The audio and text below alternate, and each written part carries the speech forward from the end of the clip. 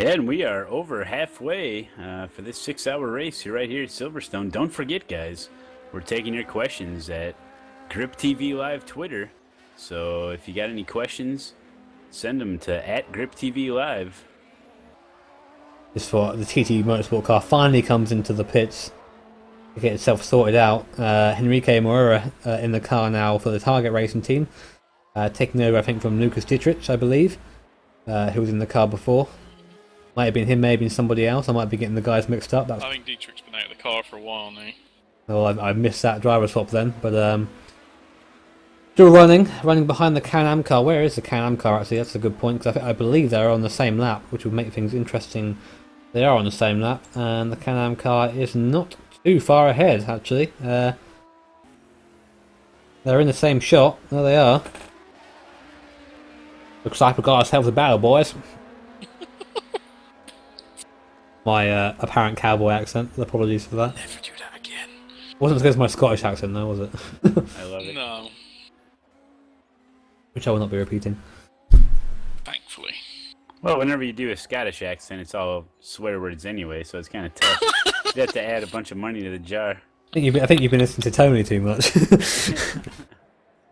So, at the moment, Mr. Bailey, Mr. Analyst, lap times, Hedrick, and I'm on it.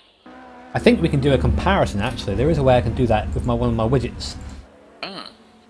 Compare free driver. Hedrick's been 204s, 205s typically so far since he had his last stop. Moreira.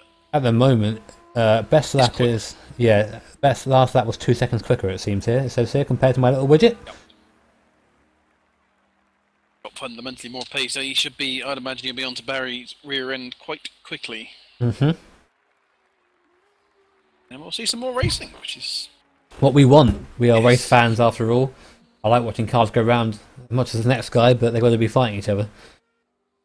I forgot I had that compare free drive thing. Good job, Jimmy. Only 3 hours gone. You remember how to use your broadcast tool. Oh, the chair's squeaking away.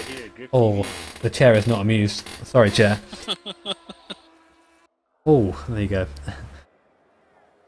I think that Moreira knows that we're talking about him. He's really giving it everything now. Very wide at the last corner, though. So we will see.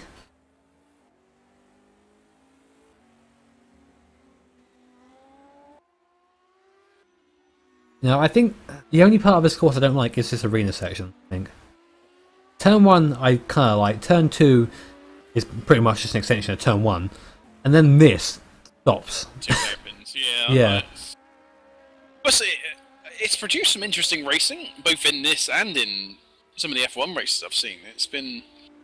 There's a few more lines in there that you can take than you think you can. But it's to drive, it's really fiddly and horrible. Yeah, I remember. I think it was some sort of F1 car we drove around here at some point. Or was it a prototype car? I don't even know, but it was horrible. I just disliked it. There was no fun to it. The rest of the course, I actually quite enjoy, but that first part of it almost ruins the entire course for me. And the last part of the track, actually, a similar sort of thing at the end. The last corner does produce some really interesting finishes, as we saw in one of our GT3 races once upon a time. But Yes. I don't know if I'd... Might even find a video of that if everyone wants it. I'm sure they do. Get that in chat. And to answer a question from chat quickly from Vindis, what classes are the green and white? The green is the GTE car, which is running on its own right now. The white car are cars that have not been registered within the actual plugin, so they appear as white. In this case, Jacob Jensen is actually a GTE car, so a GT3 car, and so it would be orange if we had registered before the race, but I'm not in charge of the overlay, so I wouldn't know anything about that. Regardless, this Target Racing car is starting to size up the Can-Am car. It almost looks like they get a little bit loose through there. I swear, like the back comes out just as they come the corner before Club. Borba's in the pits. The ball, but I think we'll see a driver swap here, and I must see this Yeah, Silverstone. I think so now. I'm going to have a look at Silverstone. I think I'm in this video, aren't I? Pretty sure I am. Pretty sure I'm one of the guys that... Yes, you're in the Mercedes. That's somewhere in there. I was the one in front, wasn't I? I made the mistake. Yeah, there you go. I made the mistake there.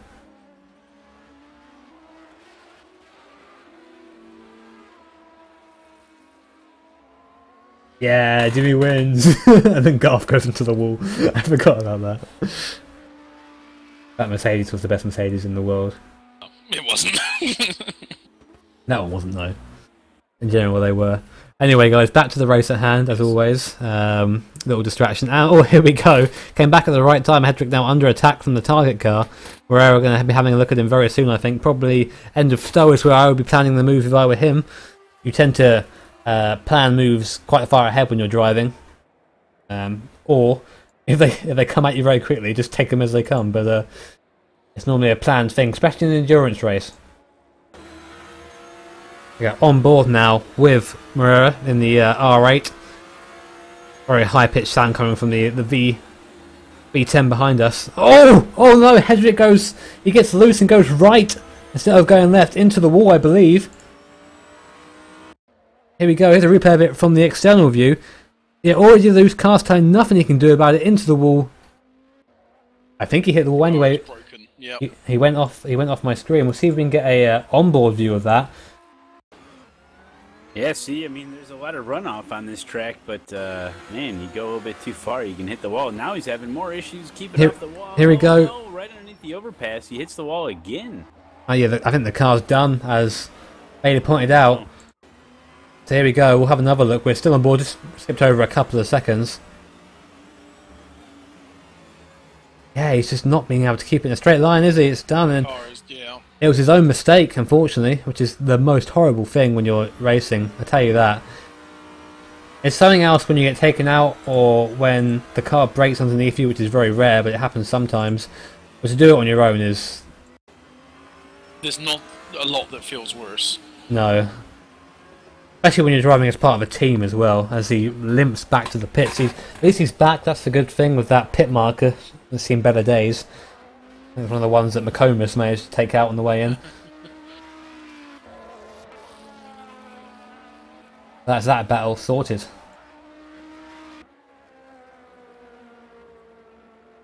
Where is Robin Toll on track? Is that him there? Toll is in the arena section.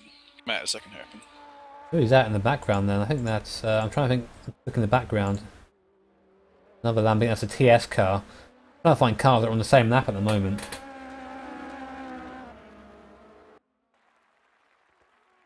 Del Castillo again with understeer in fast corners running along grass. Let's see if we can get an onboard in that and just show you what we mean by it. It's very easy just to kind of like, yeah, I'm just... Where is he? Here he is. Sirens come for me in the background again. You never find me, coppers. Alright, here we go. You can't really see the wheel. Oh, there you go. It's fixed itself. Coming in, you just see it, too much speed. It's almost accelerating into the understeer, which... I don't know.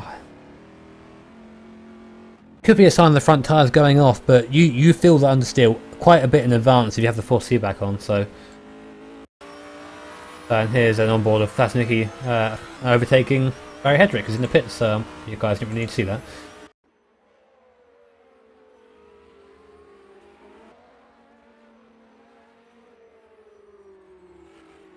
Interesting, these guys close on track, the Northern Light cars. Obviously, number one car behind, I think about a lap down on this car, the one in front, the leading Northern Light car out of the two.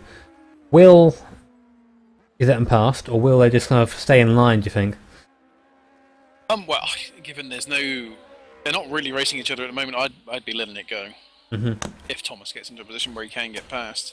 That car is, of course, the one that is going for the championship as well, so...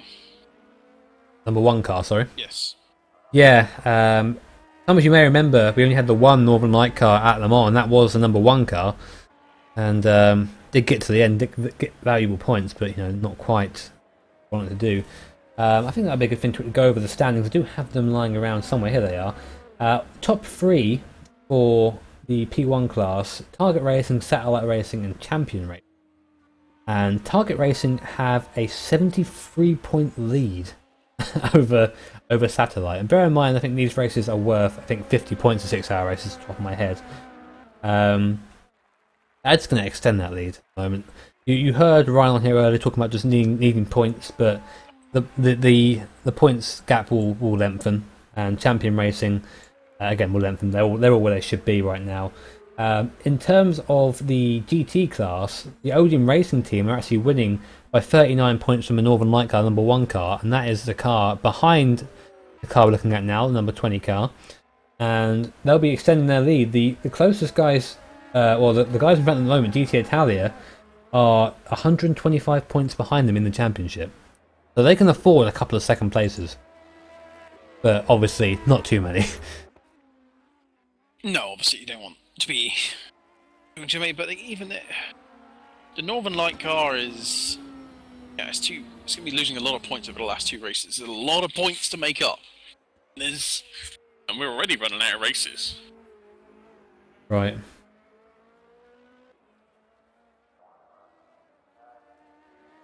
What's this after this? There's only 3 races to go, albeit one of them is a 12-hour.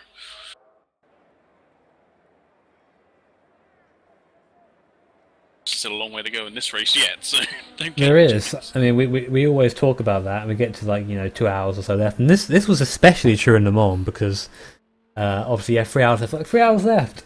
And that's 3 hours, isn't it? It's 180 minutes. An endurance series race, Yeah, that's still an endurance race. And you never know how long that race is until you sit through there and try and do it all, I tell you that. This one, not so much. This is more of an evening race. I've got the remnants of my coffee here.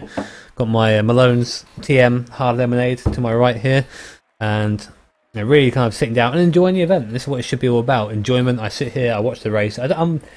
We earn no money as commentators for this. We do this all off our own backs, and it's all just for enjoyment. And we enjoy that kind of the rush of broadcasting. It's not just the rush of racing. It's a very difficult thing to describe, and I'm sure you guys would agree with me that having that kind of broadcast, having the calling the race, is just almost sometimes just as exciting as being in the race. Yeah, it really is. When you get to all the different camera views and stuff, and you see these guys really going at it, and then you get the P1 cars slicing and dicing their way through. I mean, pretty wild stuff here. It is good fun. Le Mans was I said beforehand, I was a little sceptical going in with only 17 cars, but as an event, it was still fantastic, and I'm very happy that I got to watch it. Not quite the real life one, but we'll let it off. As you see, Moreira there, well, that was a bit naughty. He got a bit loose coming onto Chapel, and just let the car run and accelerated, so he actually gained time there. That is a little... That's something I would have issue with if I were a steward. Luckily for all these people in this race, I'm not. They'd all be getting penalties by now. I don't think there'd be anyone left in the race. We DQs without the list there. It would just be TT Motorsports left, that's it. Keeping it within the lines. Just because I like them. And here they are, TT Motorsports, on their own at the moment. They are ahead of the JX and the CMHQ car and the Red Weasel car though, so they aren't last. They're going, I would say going strong, but the roll kind of, I think, might have dented their competence as well as their roof. But we'll keep an eye on them as they go around. Definitely, that's part of the fun, isn't it? Thomas Behar and Alexandra Santos. Mr. Bailey, lap times, please. Sorry, Behar and who? Mr. Santos. Santos. Or, drum roll, I could show my widget. Ferrari is was faster on the last lap by a second. So Santos has been typically good. It's mostly 203s with the odd 202. Mm-hmm. Some mid to high 203s.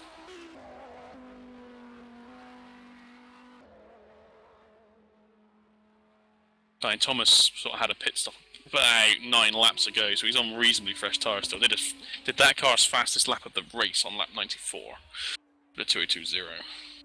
Going well, and we are on lap 119 now. Leonardo Mesquita in the car, we missed that one, I'm sure. I didn't mean to mention it, but we were talking, someone else was talking, so... There you go, in the car now, and lap 120 now with just under 2.5 hours remaining of the 6-hour race at Silverstone. Great racing so far, a couple of incidents stand out, I guess, to be the TT Motorsport role. The fantastic duel between Rodrigo Borba and Ryan Walker. And the interesting incidents between Jimmy Allison and Joe Chiampa. That's one definitely for the highlight reel. Although this isn't a Tudor highlight reel where we just show crashes, 'cause that's the things that the motorsport fans over there want to see, apparently. We show actual racing and, well, enjoying it as we are. Oh, I think some of the best highlights were Ryan Walker holding off Borba there for Definitely. however many laps, and you saw how the downforce comes into play with some of those P cars that just highly rely on that. And you get into that dirty air and there's nothing there to push the front of the car down, and you see all that understeer. That was pretty fun to watch there for a while.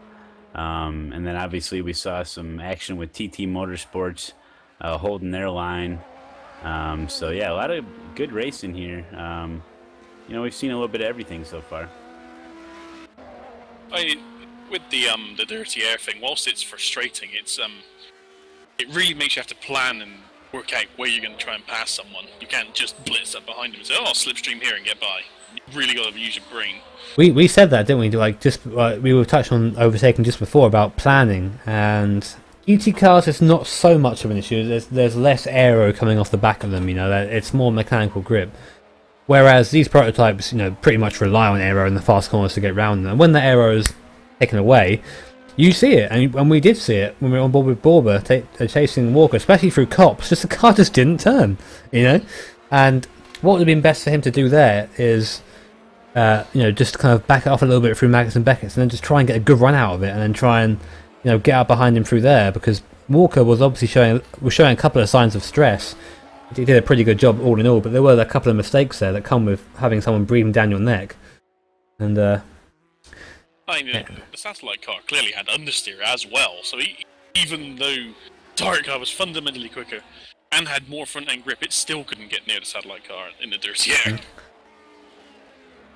That's part of the racing though, isn't it? And it makes things more interesting for us in the box as the two class leaders meet for a little while, and both on their ways again, Mesquita and Michele Campini.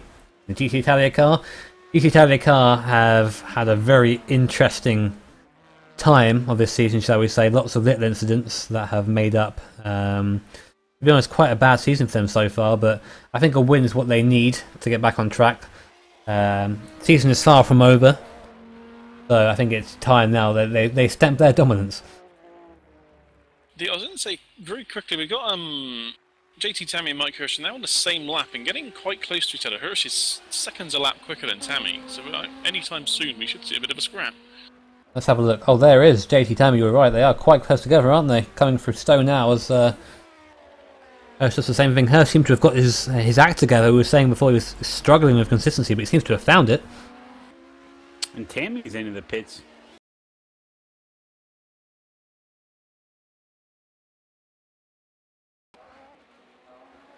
And Hirsch takes a position. Easy as that.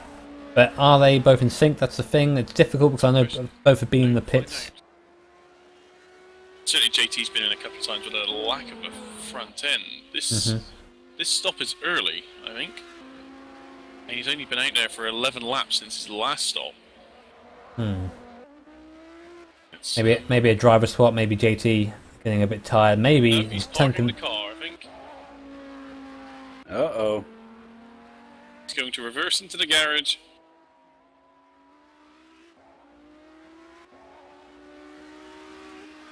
I'm going to assume that means he's doing the race himself. He's just having a rest. That may be it. I mean, at this point, I think he knows he wouldn't be able to fight off Hirsch on his own. I mean, so, you know, quick toilet stop, quick drink, and then back in the car again. And we saw Jimmy Asen do that at the Mall. I was gonna say, I think he's taking a page out of Jimmy's playbook here, just pulling over, taking a break. Not much else you could do if there's no one standing by, you know. You don't want to cause any issues out there. Teammate of Paul Schumann and Sean Campbell, neither of which I've seen for a while around here, so either both busy or not wanting to race. Shame though, because that champion car tends to be does pretty well when it's in the right hands.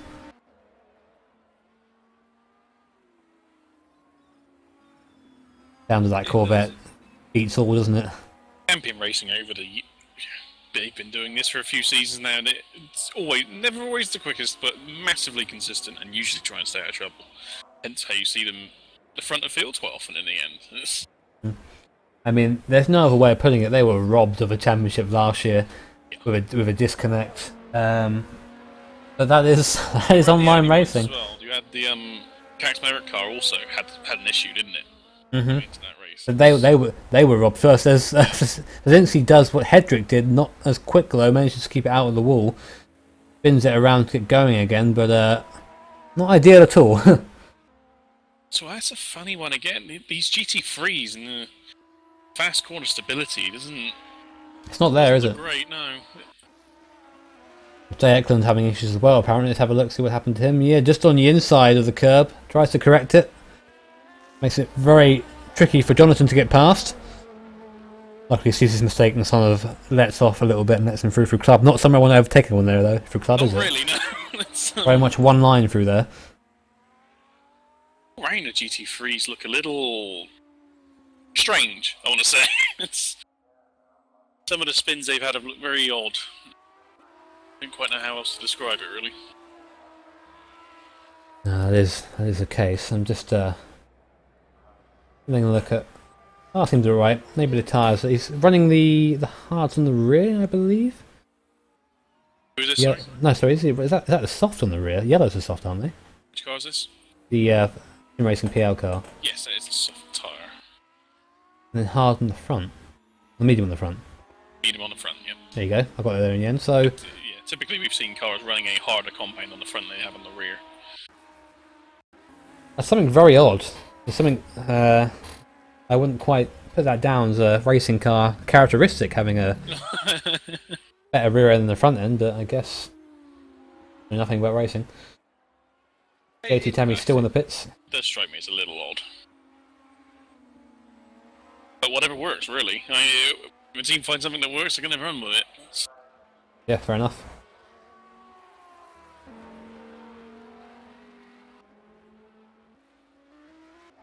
Robin Toll pretty much running on his own right now on the rare endurance team. They did what they did at Le Mans, really. They ran quick and then mistakes happened, and they ran quick and then mistakes happened, and they kind of just got there in the end. Yeah. And it's a shame, really, because I think this is one of the teams that could have challenged, especially Odin Racing. You know, that sort of pace, and they've just not been there, and not the entire race. And it's something that might come with experience and more time behind the car. I know this car is. I've seen them mention it a couple of times that this car, the Lamborghini, is very tricky. very popular, though, apparently. Yeah, it does seem to be. We've got a lot of Jimmy Broadbent driving styles going on here. They want to Bit of a trade-off. they want to just drive hell for a while. The GT Italia car in front just looks so solid. Outside of the one small issue that Sardina had early on, but just looked fantastic once again, like they did at Le Mans. Right. Just seeing that the best lap time, 37.9 from the target team now. That is quicker than they went in practice, and not about a second off their qualifying time. So really, just saying, you know what, I think we want to win this race and hammer down. Even with the disconnect now, they should be alright to get back in again, wouldn't they? So in the lead as well. One lap, be close, be very close. And But even then, they've just got the pace. Asaklimp is last two laps have been 46.4s, 51.0 before that. So not that's in the car. getting towards GT lap times. That's like 51.0, isn't it? So you've got to really. Oh well, no, they've been in sort of 2 minute 1:59, the fastest GT so far. I said towards. I know what times I'd do him, mate. Rude. Be rude. JT Tammy's still sitting there. Left his engine running, I think, by the sound of it, interestingly. Wants to drop off his kids at school and back in the car. Was it drop off the kids at the pool, isn't it? Yeah, that's the phrase. I'm sure the news that JT Tammy's got kids is news to him as well. Wait a minute. I remember this happening. Someone I think we've covered at all so far has been that Red Weasel car running currently last, Susan Ball at the wheel. Kept out of trouble this race, haven't they?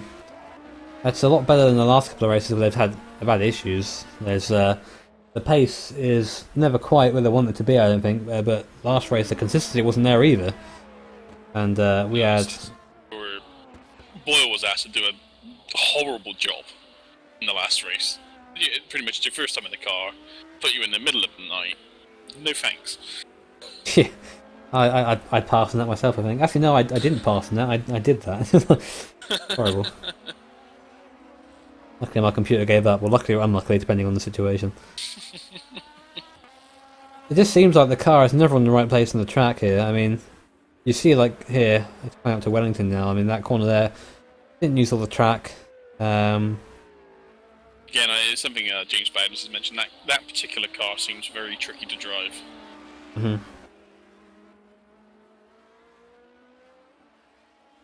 And I suppose the fact that it is the only Aston out there sort of signifies that. Yeah, I think that's. I'm not quite sure. Oh, just watching Mike Hirsch get a bit wide in the background there, almost run off. Let's see how they react around each other, shall we? We've seen Hirsch have multiple issues this race. That's trying to keep that car under control. Yeah. Mike's either been gaining time or off the track from what I've seen of him so far. Mm-hmm. I think of who he reminds me of a little bit, like Frentzen almost. Like a lot of speed, but tends to not really put it together. Well, yeah, and when you're talking endurance races like this league is known for, you know what? There's really no point in a hot lap. You know, you may be able to get a couple laps in that are really fast, but if you can't put it all together for 6 hours, what's the point? You know? Yeah. Oof, he almost had a look at that Northern Light car there, and then the last moment, actually no, I better not do that. That was very cut and dry almost. Sun's starting to get a little bit lazy in the sky here at Silverstone. See the colours changing slightly. This race will run into the night, or till late evening anyway. About 10 o'clock, about 9:30 is when the sun sets nowadays. So there will be a little bit of dark driving towards the end. I'm not sure if anyone's practiced that. I'm not quite sure what the lights are like around here. This place gets dark, I can tell you. There are not many lights here. Wow, look at Hirsch diving up inside, spearing into the bottom corner past MHQ car, really wringing the neck of that AMR. Yes, sorry to cut you off there, Bailey, but yeah, I can appreciate that. I actually remember now trying to drive a Formula 1 car around here at night, and no lights in that thing, so you just trying to find out where you are. I hate the cars with headlights on. It's very hard to see around here. I've done a few races with the AI around here in the dark. Just can't see. Just been asked in chat if there's any chance of rain. There was a chance of rain earlier on, about 50% chance of rain, but we seem to just breeze right through it with no sort of no errors at all, no rain, and now we're pretty much going to be dry to the end. So much to the dismay, I'm sure, of the satellite team, seem to have something special up their sleeve for wet running, but. Well, sometimes what can happen is you get some weather forecast, maybe a front's moving in, and it hits those mountains, and it just that entire system, those mountains. Those world-famous mountains at Silverstone. Yeah. England is known for its mountainous geography, I can tell you that. Maybe in Scotland, Malone, not here.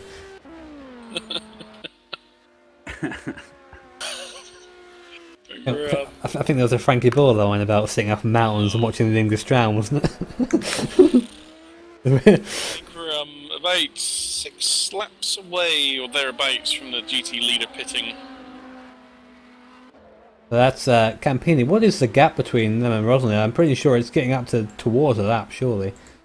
I will find out. No, actually, it's still about half a lap, but I would have thought Campini would make more progress than that. 48 seconds. That's a pretty big advantage when you consider this car has been back through the field a little bit as well at the start of the race. That's a huge advantage. Again, they're able to run these soft tyres for a whole stint. But still, within that, you know, 50 seconds is still well within striking distance if something goes wrong. All that takes is one issue, 40-50 seconds. Mm-hmm. Oh, TT Motorsport car having a interesting time going through Beckett's, just in the foreground there, just sliding through. Kept it in a straight line though. Maybe embracing the heritage of the car and getting its drift on. Never racing this particular track. I mean, I'm not sure how Arena is, but I know Maggots and Beckett's is definitely the part of the track where if you don't hit your spots just right, it can all fall apart extremely quick. And it is a challenge. I'll give you that. I mean, knowing the version you've driven, Malone, you can make quite a big cut coming into the first part of it, which straightens out a lot of maggots.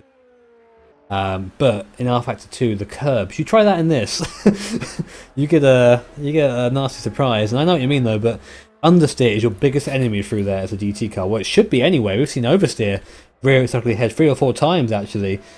Especially coming off maggots and going into Beckett's, the car will just start sliding to the right, and you think, "I'll correct that," and the car goes, "Nah," and just keeps going. Yeah, I mean, and, you know, people underestimate the long straight that's after that. You know, it's all one big setup through Maggots and Beckett's to be able to get a really good run going into Stowe. So, I mean, it's a very important part of the track, I think.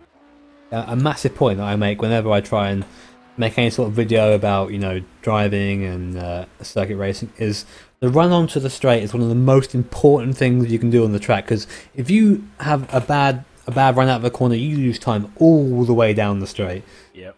All the way down. And you know, you can check out my videos on YouTube. Yeah, on YouTube, Jimmy Broadbent, search for him. But yeah, back to that. Just had Jay Eklund in for a drive-through penalty, which I'm guessing is because of the blue flag situation again. That could be true. I mean, Jay Eklund is towards the back of the field, so if anyone's getting shown blue flags, it's going to be him. Shame. To those wondering what we mean by the blue flag situation, and anyone's just joined us, the server recently updated to the 770 build, and that did reset a lot of in-game settings. So, for example, the blue flag rule is switched off pretty much in this. You get, I think it's there as a warning in the other game mode, but here you get a penalty. The problem has been when you restart a server, it's reset certain settings like part firme and that sort of stuff, which we don't run with at VEC typically. So to make it clear, they show a blue flag, and if you don't let the guy by in a certain amount of time you get to do it. Okay. I know that in Formula 1 it's 3 corners or 3 blue flags, isn't it? 3 flags, yes. 3 flags, you don't let pass, you get a penalty. It might be similar here, but it's not quite the same thing because the blue flag is just constant. I think it's time more than anything. Yeah. Isn't there? It's sort of. But there's no reason why you can't. The thing is, though, it's difficult because the blue flag it's like when they're within like a second or 1 point. I don't know what it is in rFactor 2. I think it's 1.5 in iRacing. Right. And you have to just stop basically. And watching Campini getting it loose out of Arena, that was fun. That's what happened to me in the that race I discussed earlier. Just have to just wait, and it's painful, especially when you're trying to gain back time. That's why it's turned off usually. Well, blue flag should be information only. I mean, there it is. Okay, fast car behind you. Okay, thanks. The only place that I really know of where it's a get out the way is at F1. That's outside of that, it's like you say, it's advisory rather than an instruction. Can I just a quick question? So we just quickly go back to JT Tammy. What is the minimum distance you can run and still take the full points? Well, if the rules are the same as they used to be, you can do one race with one driver. I mean, sorry, as in time-wise, because JT Tammy JT Tammy is now going to come fourth, regardless of what happens. So you might have just parked the car and walked off. Oh, I see. As in how much? Oh, yeah. His engine is still running. I anticipate he'll be. Okay, that's if you sit there, if you just sit there and leave it running, I think he's good to go. I think he'll be back on the track at some stage. Maybe, I'm not quite sure. At that point, I would actually just leave it with me, because unless Hirsch retires, and you can say anything can happen, but you know, if you're being quite a pessimistic point of view, you can't just leave it.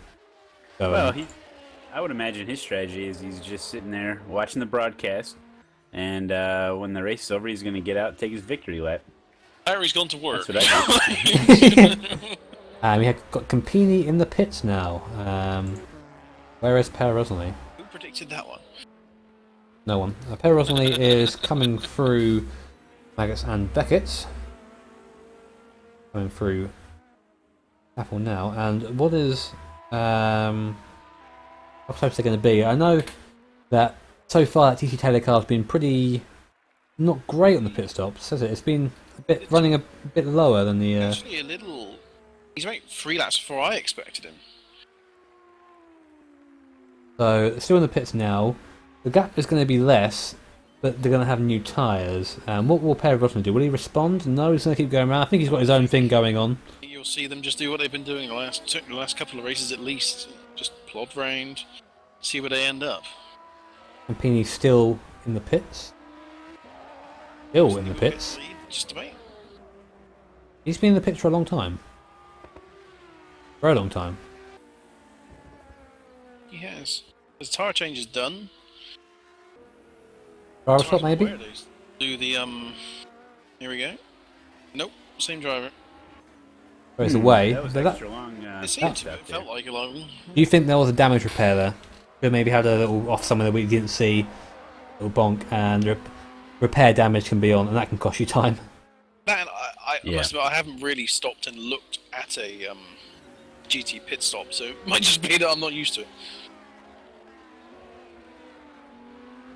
Yeah, it's hard to tell as well, looking at the lap times, because it doesn't. Well, any pit stop, you're sitting there and a guy's going to pass you. It always seems longer.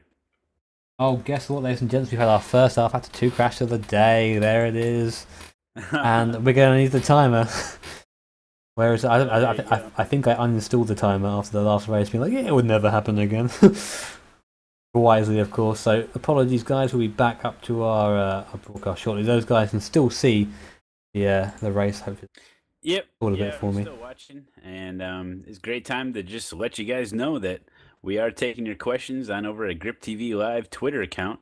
Also, subscribe to YouTube, GripTV Live YouTube, for all the past broadcasts. We got the full 24-hour Le Mans broadcast up there at our GripTV Live YouTube account.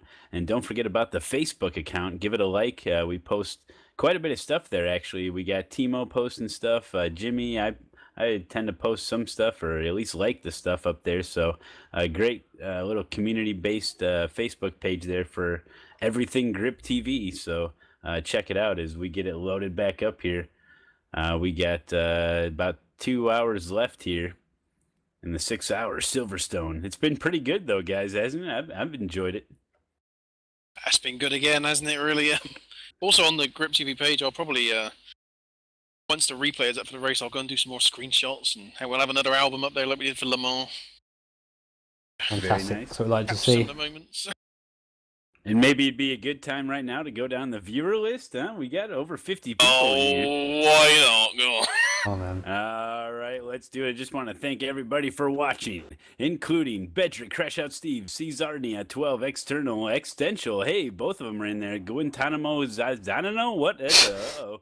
Ivaso, Joksomovic, and Jimmy Allison's in there. Joe Ciampa, Jay Plays, Jukebox Jury, Loose-Footed, Lucas Diedrich, Major Hobbit. Hey, you know him, Stephen Baker, Peg Muffins, Nick Oaxy, ZZ, Perseus 1977, we all know him. Post-War Viper, Rich 32, R-Dub's in here, Sketcher, a Shock Maniac, Tom's Loshang, Tyler Howard, Unster Blitch Winners, hey, Vindus, and Zoomer Host 94 is in here. Thanks everybody for watching. Oh, hello. We've retained the timer. That's rare. Yes. The widgets, they're wonderful. Oh, widgets. They know what's up, don't they? So as well, if you are watching and you haven't got an account on Twitch TV, just create one and give us a follow. There you go. Fantastic. And what more could you want? Yeah, I mean, you just got to create a username and password, then you can join us in the chat room. We do that occasionally. Let's get back to business. I'll try to anyway. Okay. Interesting timing. Apparently, some people have done 63 laps and some people haven't.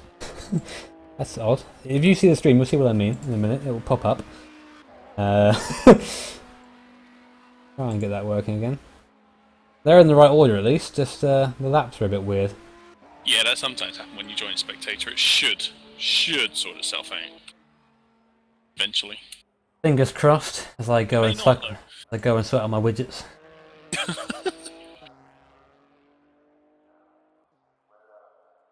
In the driver timing, don't we?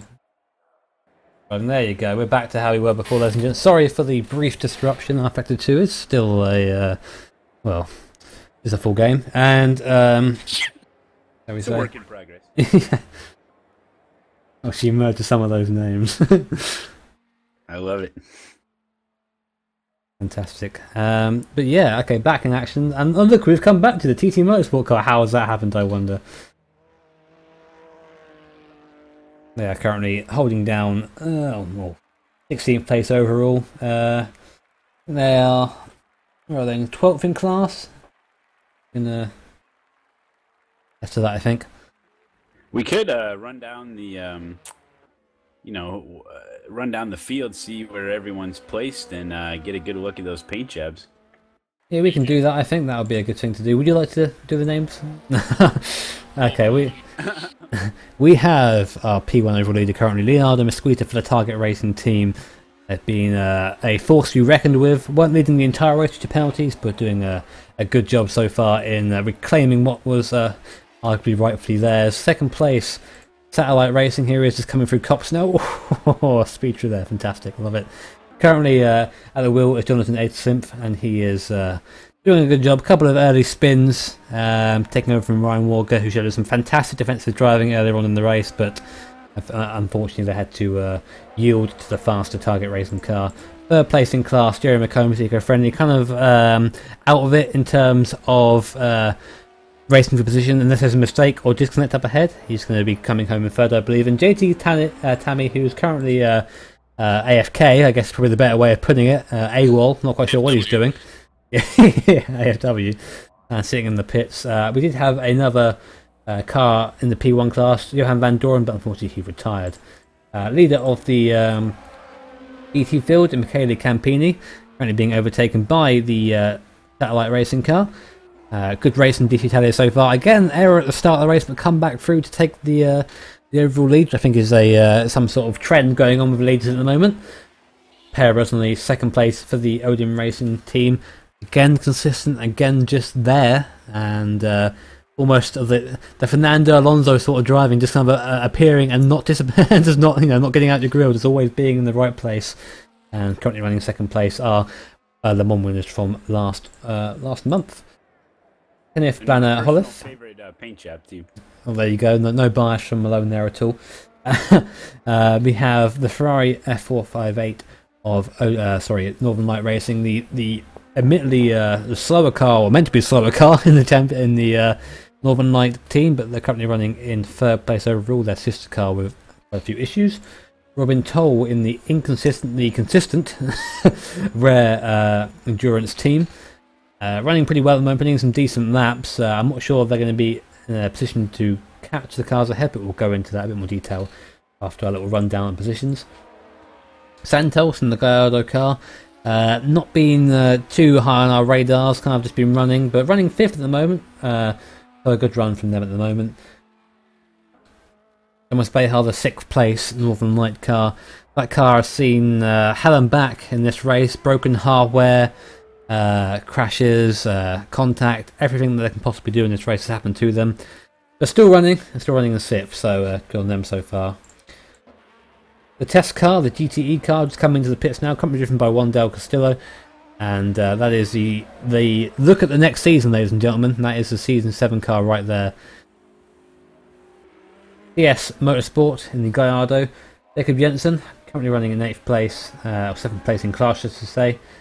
Just taking it easy around there. Nice simple paint scheme there. Herrera, the second of the R8s to take part of the Target Racing, the only surviving one so far.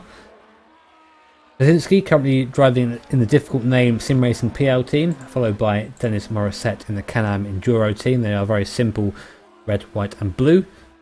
DC Motorsport, aka the Hulk, running in 16th place overall. The Eckland SimHQ car running after them. And last in the field is Susan Boyle in the Red Weasel Racing car, and that is your field as it stands. 2 retirements that we haven't mentioned: Daniel Fontes, the other Target Racing R8, and Frederick Elmstrom, who didn't make it past the first 5 laps with a DQ because of an error, unfortunately for him. But then, guys, just under 2 hours to go now. So, well, it's the last parts of the race, the last third of the race. Sun is coming down. We'll see the track temperature probably drop a little bit as time goes on. wear will decrease, hopefully. We heard Ryan Walker already mention sort of a couple of hours ago that the temperature was coming down already. So. And certainly when I was driving around earlier, the tyres were not... they weren't getting particularly hot, which isn't typical around here in rFactor 2. The front tyres work really hard on the GT cars. We've noticed that a lot of people taking weird tyre choices to keep those those front tyres kind of in operating range. So I say some people on the front and soft on the back, and some extreme circumstances. Yellow flag in sector. Oh, Robert Flazinski. Get a replay of that. See if it's going to work because we have rejoined. Again, that high speed stability of the GT cars is.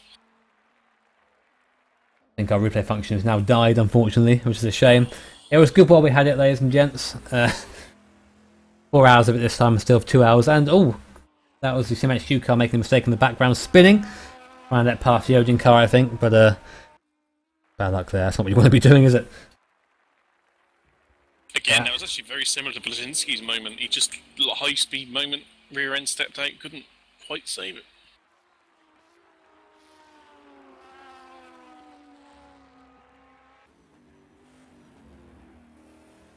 Susan Ball going around now, and she's about to be overtaken by Rosalie. Still running second place. Good drive from those guys so far. Issy Tammy's still in the pits, it seems, and also the rare endurance car and our leader, Miss Squeeter, will be a lap ahead at that point.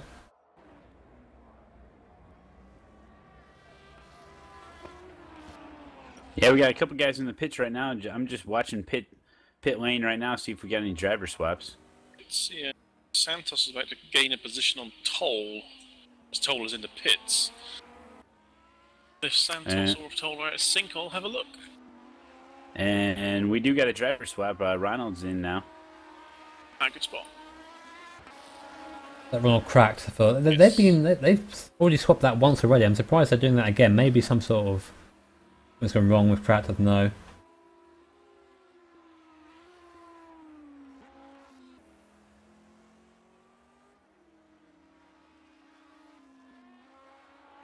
I'm just looking at my my events at the moment. We've got the Santos overtaking cracked. That's a thing off track for Jonathan. What was that? Oh, I don't know why I even bother trying to look at that because my replays don't work anymore, do they?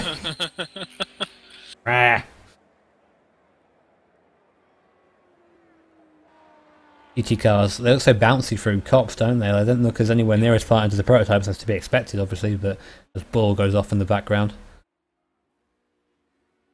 That's Miss Squeeter.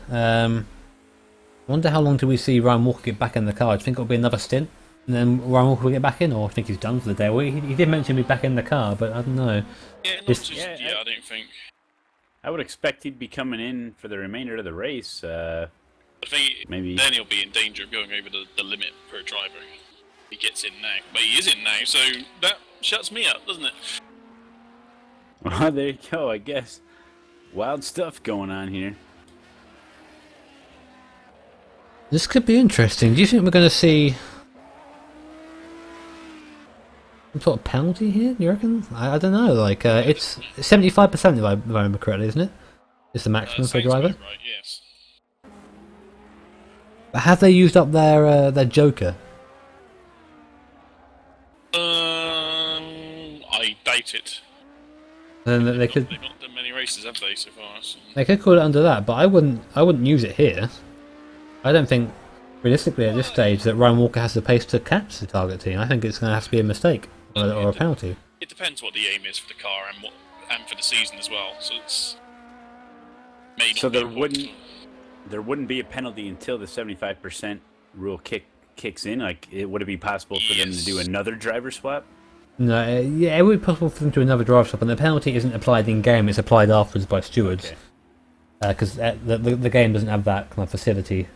I'm just trying to come on, mind. You can do this. Yeah, because if I were to use a Joker, it would be in a race like this where I had to run on my own, and that's what JT's done. JT's now actually been overtaken by the two leading GT cars, so I think he has just parked it, and I don't know why the engine's still on. Maybe I still think he'll go out again. Maybe he's cooking some burgers in there in the engine or something. Mid-race barbecue, not unheard of. Also, I was going to say briefly on the rare car before we moved away from it, it only did a 28 lap stint. And to put into context, how many laps is normal? The most we've seen was 39 from Joe Siemper. Sort of somewhere between 35 and 38 have been fairly common for the leading cars. Mm-hmm. Well, admire how long that Odin car can go, can't you? It does just use. I think it's just that they're less aggressive on the throttle. That keep the front tires in check. Well, we say that Rosenly 4 laps ago did a 2 minute point 5, the first lap of the race for that car. There you go. Maybe easy, apparently. That maybe his first lap out the pits. So. You see, maybe just kind of having the first couple laps of the pits when the tyres are nice. You can't really resist, can you? Sometimes it's hard to. It's very hard to.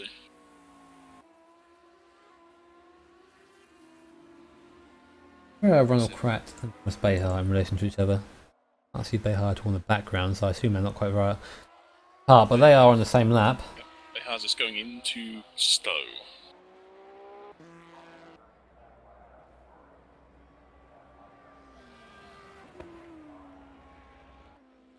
Well, Kratt has taken Santos is in the pits.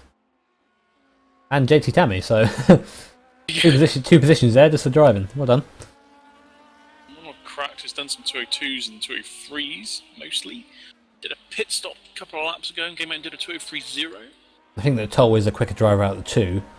Although Kratt could be more consistent. I don't know, we haven't seen much in this race. Pretty consistent Kratt so far since he's been in the car.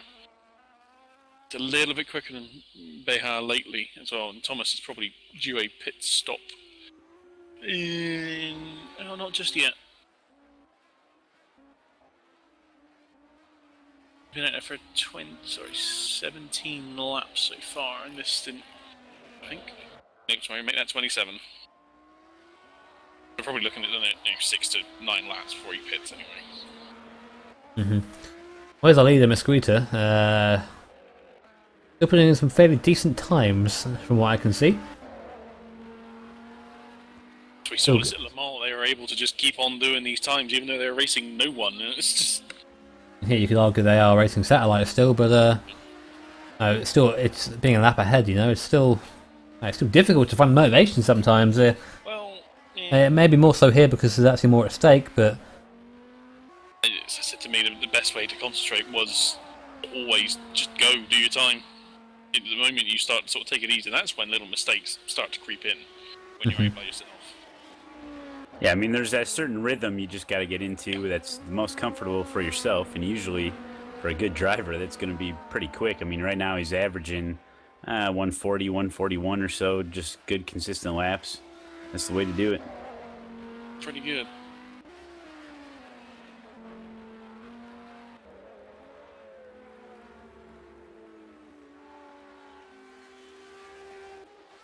oh, these cars are so fast through Stowe. Very done. Yeah, they are. I'm watching them too. It's just a matter of, like I said, getting into a rhythm, but it's not necessarily like they're even thinking about how long the race is. They're doing their job, you know. It's just you get into it and you don't even think about anything else but just hitting every turn and hitting all your spots, and you just do it like work, you know. Yeah, a lot of the time you kind of just end up looking down and finding out the time's passed. That was interesting, getting past the rare car there. You've just lost Susan Boyle. Susan Boyle, DNF.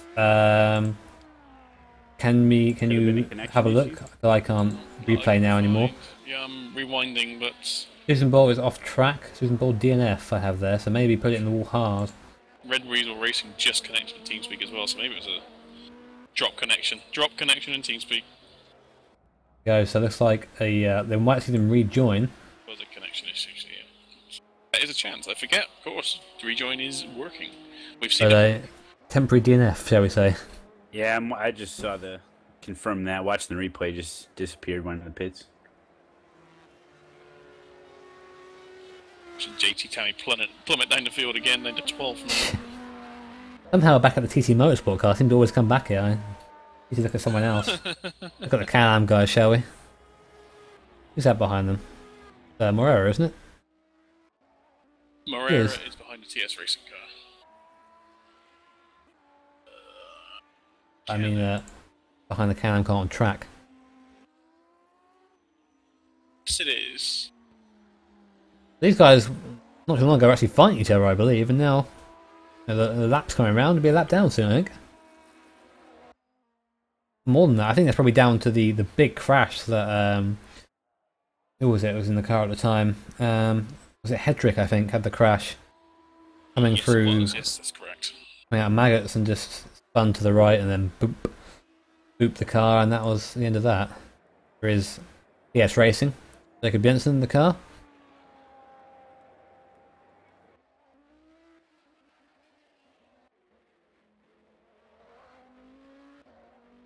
It's interesting to look at the lines and obviously look and compare to that rubbered in line on track. Obviously, rFactor 2 does include the real road feature. So, for those of you who don't know what that means, real road feature is that line is built up over the weekend. It is made by the cars running over the circuit. If the cars wanted to run around the inside of the circuit all the way around, there'll be, I mean, every corner of the inside, there'll be a big one around the inside. It's completely dynamic. It also means that there are places on the track where there's not much grip, and in this case, racing line is quite big here because it's been rubbered in quite considerably, shall we say. It's very very rubbered in, and it's important that the drivers, especially those going for the fast corners, stay on that racing line. You get off that, and you're going to end up having understeer. The tyres are going to scrub. You're going to lose tyre temperature. Well, you're going to gain tyre temperature. I guess you're going to lose wear. Is what I'm trying to say. And just have a harder time with it. Wiki Chair wants to talk as well. I'm sorry. Ryan Walker just ran the fastest lap, a 1:39.3. That's his fastest lap, I think, isn't it?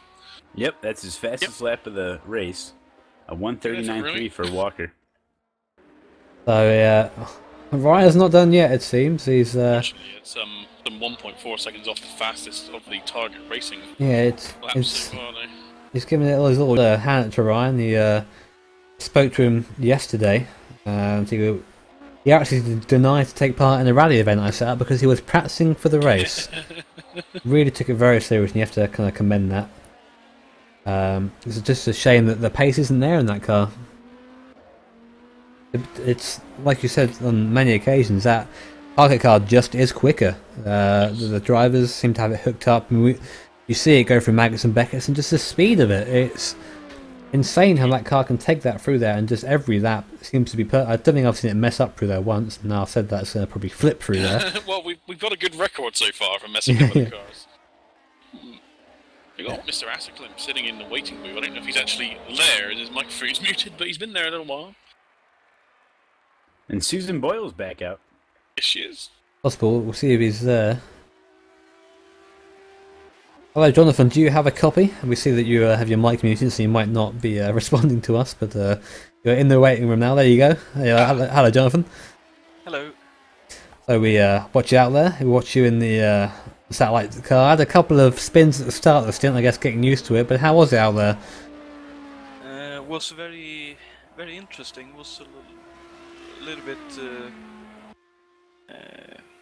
How should I put it? I wasn't quite prepared for the grip that the cold mediums didn't give, so pushed a little bit too hard for the first spin, and then had a little bit of a scare with the TT boys for the second spin. But after that, got into the groove, and I think I did all right. You look pretty solid out there once you kind of got into it. Obviously, Ryan's out there now. We were just discussing in the booth, obviously driver limits in the car. From memory, it's barring one race, it's 75% of the race for one driver, and that is the limits. Are you planning to get back in the car? Because by our calculations, if Ryan runs to the end, he's going to run over the limit. We honestly weren't sure whether he would run over the limit or not, and we couldn't get into contact with Jimmy to double check how much time it was, so we sort of went with a guess and thought that, well, if I get past the 2 hour limit left of the race, it would hopefully be alright. When he says calculations, he means we're just guessing, really. Yeah. Indeed. But, thanks for the credibility there, mate. That's good of you to do that. But I mean, we wanted to talk about a little bit with you. Obviously, Ryan's defending earlier. It's been kind of a hot topic, one of the highlights of this race so far, and just how outstanding he was at placing his car. I mean, quite lucky to have a teammate of such defensive caliber, it seems. Yeah, he was driving really well early on. I don't know whether the target guys changed tires in third. I think it was the maybe second stop. We didn't. I believe they might have done because they had so much more grip, but may also be other factors involved. But yeah, it was he was driving really well. Let's put it like that. Was a little bit worried at times, but really good fun to watch. That's been great to watch so far. I mean, the sun getting a little bit lower in the sky now. I think there will be a little bit of night running, if I am correct. Have you guys done any preparation for that? I mean, it's only going to be half an hour or so, I think, but...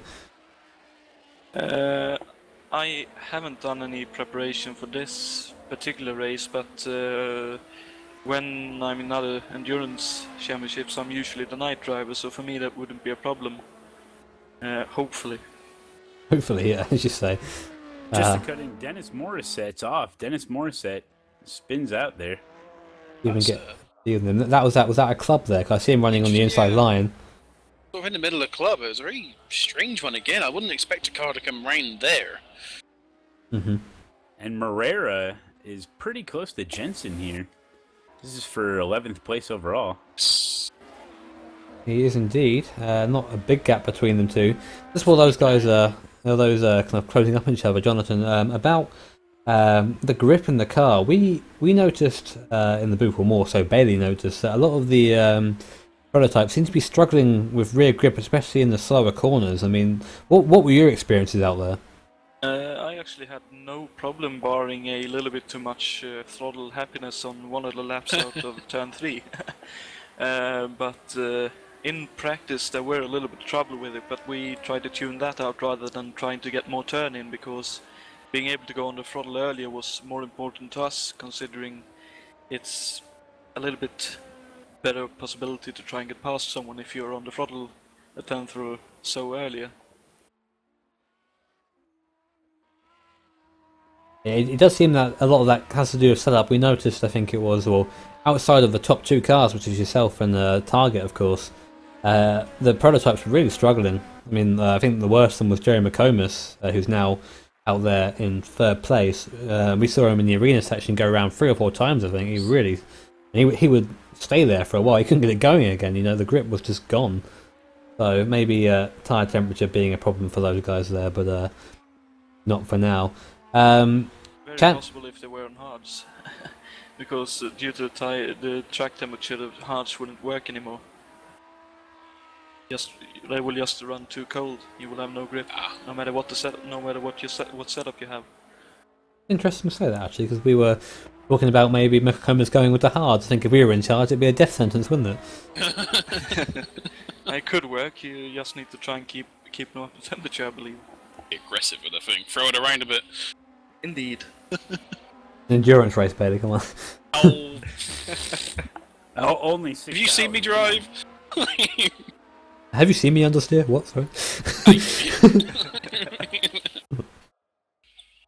This is interesting now. I'm just watching all the GTs are starting to come together again, it seems. There's quite a few GTs in the same shot there. There's about 4 or 5. And ahead of those, a couple more. So GTs starting to find each other again on track. Not all of them on the same lap, but pretty interesting. I guess that would be a good segue to a question, Jonathan, about how traffic has been so far. We've had a couple of complaints about the P1s from some of the DT drivers. I mean, how are you finding the DT drivers today?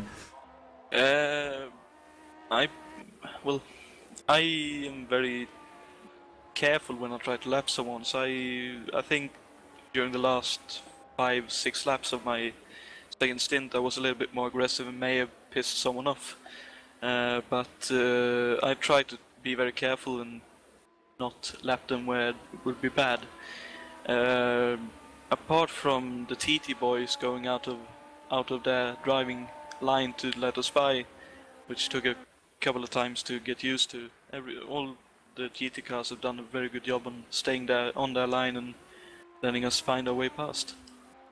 Something you have to be consistent with, especially you have to really be careful with, you know, as a GT car, being predictable and moving around off your line is probably the worst thing you can do as a GT car, to be honest. You have to just be very predictable. Just noticed that Susan Bolt has rejoined. I think that happened a while ago, but it went over my head because that's happening a lot. Yeah, that's happening a lot at the moment, yeah. It's that sort of race. Per Rosenly and Kenneth Hollifer are getting reasonably close now, and they're not out of sync on the stops, but they are, of course, 2 laps apart. But Hollifer does seem to be much closer to him. I mean, I'm still watching Jacob Jensen, that TS Racing car at the moment. He is how far away from Morera? A little while. There's about the arena mini straight between them. Oh, Campini off. Oh, this. That's an interesting one. It looks like he's actually managed to avoid. Oh, yes, he does. It's a Firehorse car. Oh, that's a roll. That's a big roll, and that is Santos, isn't it? Yeah. And big issues. I think that was. I don't know. There was. I don't know what happened there. Big issues coming out of Beckett's. Santos in the pits. Then that's going to be a breather. And that car has just gone backwards, hasn't it? Look at it, struggling on the straight. Get back on the course, mate. Don't try and go on the grass. Tell you what, this is like a early Christmas present for Per Rosenly. It is, yeah. Campini's carrying on. I'm really surprised he was having to turn right. Yeah, I'm quite watching a lot him right now. I think he knows that. He's got issues. Keep an eye on that time, I guess, won't we? That was a big impact for that Santos car's got to be in the pit, surely. Yeah, here it comes now. And that car did a full barrel roll. There's no other way of putting it. And that's a shame. I mean, would he have seen that coming, I guess, is the question. Because you could have argued you could have slowed down a bit. Campini lost it again into the arena section. I think he's going to have to pit that car. I mean, the only way I would think that he'd come back onto the track like that is because the car had so much damage. But seeing him drive, trying to get back to the pits... I don't think he's got that much damage not to avoid coming back on track like that. No, I think the damage was done when he actually had the contact. I'm not sure if he hit the outside wall or not. I didn't see it because he seemed like he had carrying a lot of speed towards. I saw it and I did not see any contact. Yeah, really. Look how much he's struggling at the moment. All cars all over the place. He needs to get out in the pits, and like you said, Per Rosenly. I think they'll smell blood, won't they? And that's what they do best. That Odin Racing team. Again. They just don't make mistakes, or make less mistakes, as Joe Camper put it. And there they are, you know. Well, we'll have to just see the lap time because it looks like he got through Cops okay. This is where he lost it last lap, and it'll be interesting to see how the car handles through here now, won't it? With all this damage. Understeer, oversteer. It is not enjoying its time out there. A little bit more planted for this lap. I think he's just slowing it down a bit. What kind of lap time is he going to be doing? That is the question. He hasn't requested a pit stop yet. We'll see. Yeah, we'll see what sort of time he does. I mean, he'll have to come in and repair it anyway when he comes in for the pit stop, surely. So why not do it sooner rather than later and just not lose time? Is the question. So you don't want to be giving your teammates a car that's that bent. I look, you can see it coming out of Stowe. It's trying to pull left. He's already at a 153. And he's not even round. Ooh. Oh, look at that snap! He did well to hold that one, but and no. Right now, it's coming out of Beckett's. But no traffic, and that was 204 at least. 204.5. There's a slow time for that car, definitely. So obviously damage taking effect. What is Rodney doing though? Here we go. That is nearly 4 seconds off his fastest lap of the race, and that was on a lap by itself. So significant damage there. GT lead just got interesting again. And we said that, didn't we? We said one error and it'll all come back. Yep. It's not a particularly fast time for Rosalie either, but it's going to be faster. I mean, 202, I think. 3 seconds out of him there. 201.6. You've still got an hour and a half left or thereabouts. Yeah, so given the time, that gap will come down and the overtake will be done. So Campini, if I were Campini, I'd be in the pits now. Getting that damage repaired because he's losing time all the way round. Every corner he's losing time, and who's that behind him now? It's Santos, ironically. I'm sure Santos is. I've never seen the front of that car look more like a devil's horns. I'll tell you that. It's. I'm sure he's not happy at all in that.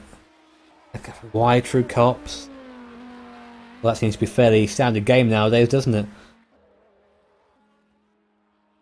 Yeah, okay that's what I've been seeing. I think I need my widget, don't I? Where's my widget? Go confirmation. 2.8 seconds quicker on the last lap was Perez in the Gallardo. This lap doesn't look as slow though.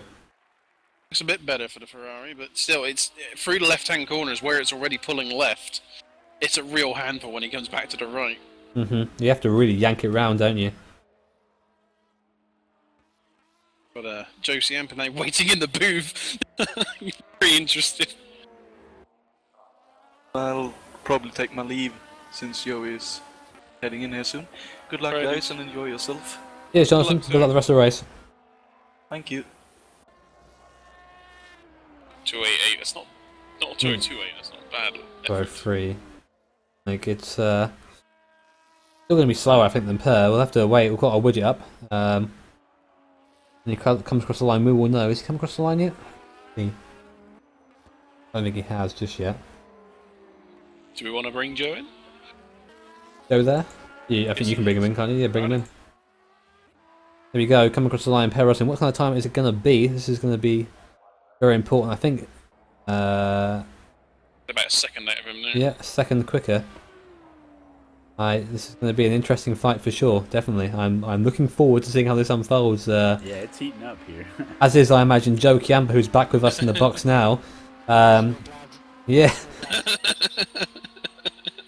And it was the fault of them, the GT Telecar. They had the issue, and unfortunately, the Firehorse team was just an innocent bystander. But second lap at least now coming. I think maybe on the radio tell Per Rodney to maybe step it up a couple of notches. That call has already been made. Nice. The moment it happened. He can't, Jimmy. I don't think he can't afford to come in now.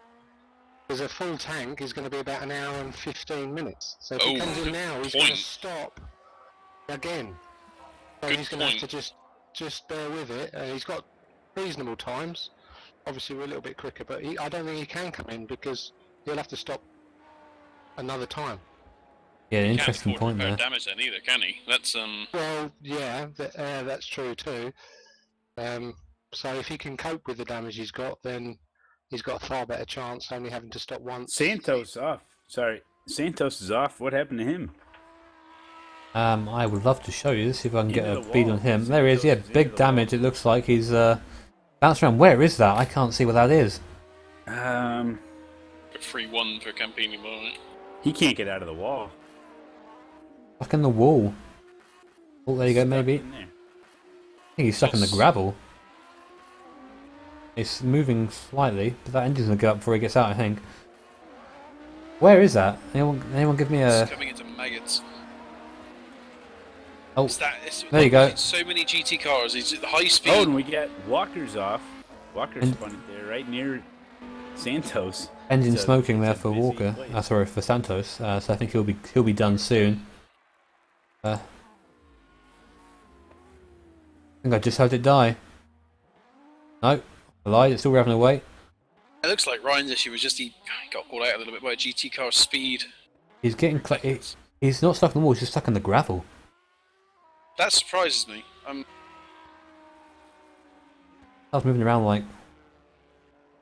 He's got it off the wall now, yeah. So it's definitely the gravel. But now, well... It's look at those dancing forces he's experiencing. Yeah. It's bouncing around like it is stuck in the wall. Now it's on fire, it's done. It's done. Another 1.3 seconds. The lead for... There it goes. So, DNF for the Target racing car, putting it in the wall just before maggots. Unfortunately, getting the car stuck in the wall, when you hit it hard enough, I'm sure you can get stuck anywhere, but I'm not sure, I didn't see the incident. We can't replay it, unfortunately, because our replay tool breaking because rFactor 2 crashed. Thumbs up for rFactor 2. It was like we've seen so many GT3 cars do. They just lost it on that change of direction at high speed. Joe, I mean, obviously, speaking as a GT3 driver, give us some insight. What's it like going through that part of the course? I mean, a lot of people having issues with the rear of the car through there.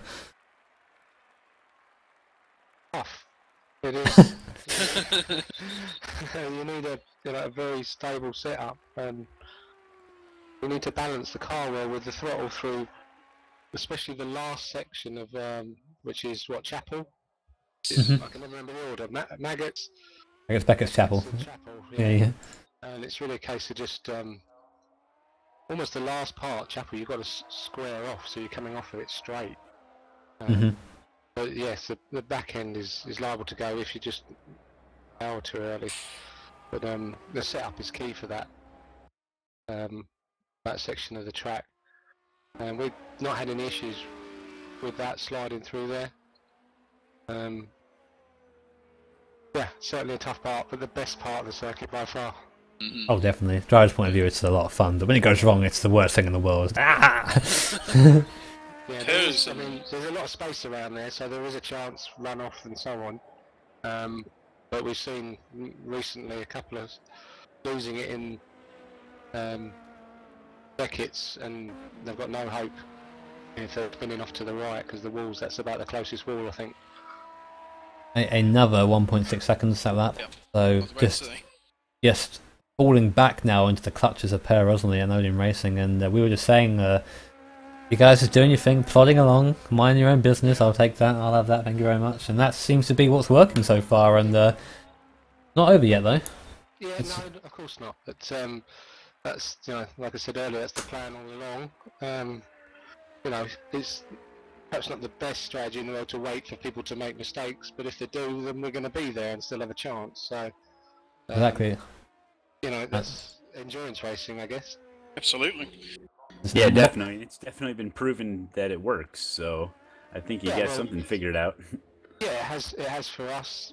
I mean, we're not pushing the car. We're deliberately not pushing it. Especially, I heard someone say when you get new tyres on, the temptation is to put a lap in and so on. But you just got to resist that and manage them, because with rFactor 2, obviously the tyres very sensitive, and you know, you've got to make sure at the end of your stint you've got enough tyre there to make up any gaps if people are making mistakes as well. So, but you know, just drive the car 90-95%. I'm sure we could lap a lot quicker, but there's no point taking the risk. Very, very wise words, I guess. You're going to lose a lot more time in the wall than you are going slow around the corner. Right, so. I wish you could have told me that before my race at CMS the other day, didn't I? I think I lived in that wall. I would have thought a man of your experience, Jimmy, would know things like that. Well, it's the young blood in me going, oh yeah, Jimmy, you're the best. It's the arrogance to tell you that. Well, it's just it's down to discipline. It's managing your laps and everything. You know? None of that. I mean, that's what you struggle with most is trying not to push it, you know, because you know you can go faster, but for how long and how consistent, you know, that's the issue. Exactly. Yeah. You just got to drive within yourself. You can't have the car on the limit, because once it reaches that limit, it's going to snap away or whatever. And if you need that discipline is the word. It's correct, Matt. It's just discipline. We know we can go around this track quicker. You don't want to make it. Yeah, you don't want to be riding right on the line. You know, a thin line between crashing out and, you know, just running your 6-hour race. It is a thin line, because that incident could happen on the very first lap, and it could be your race over.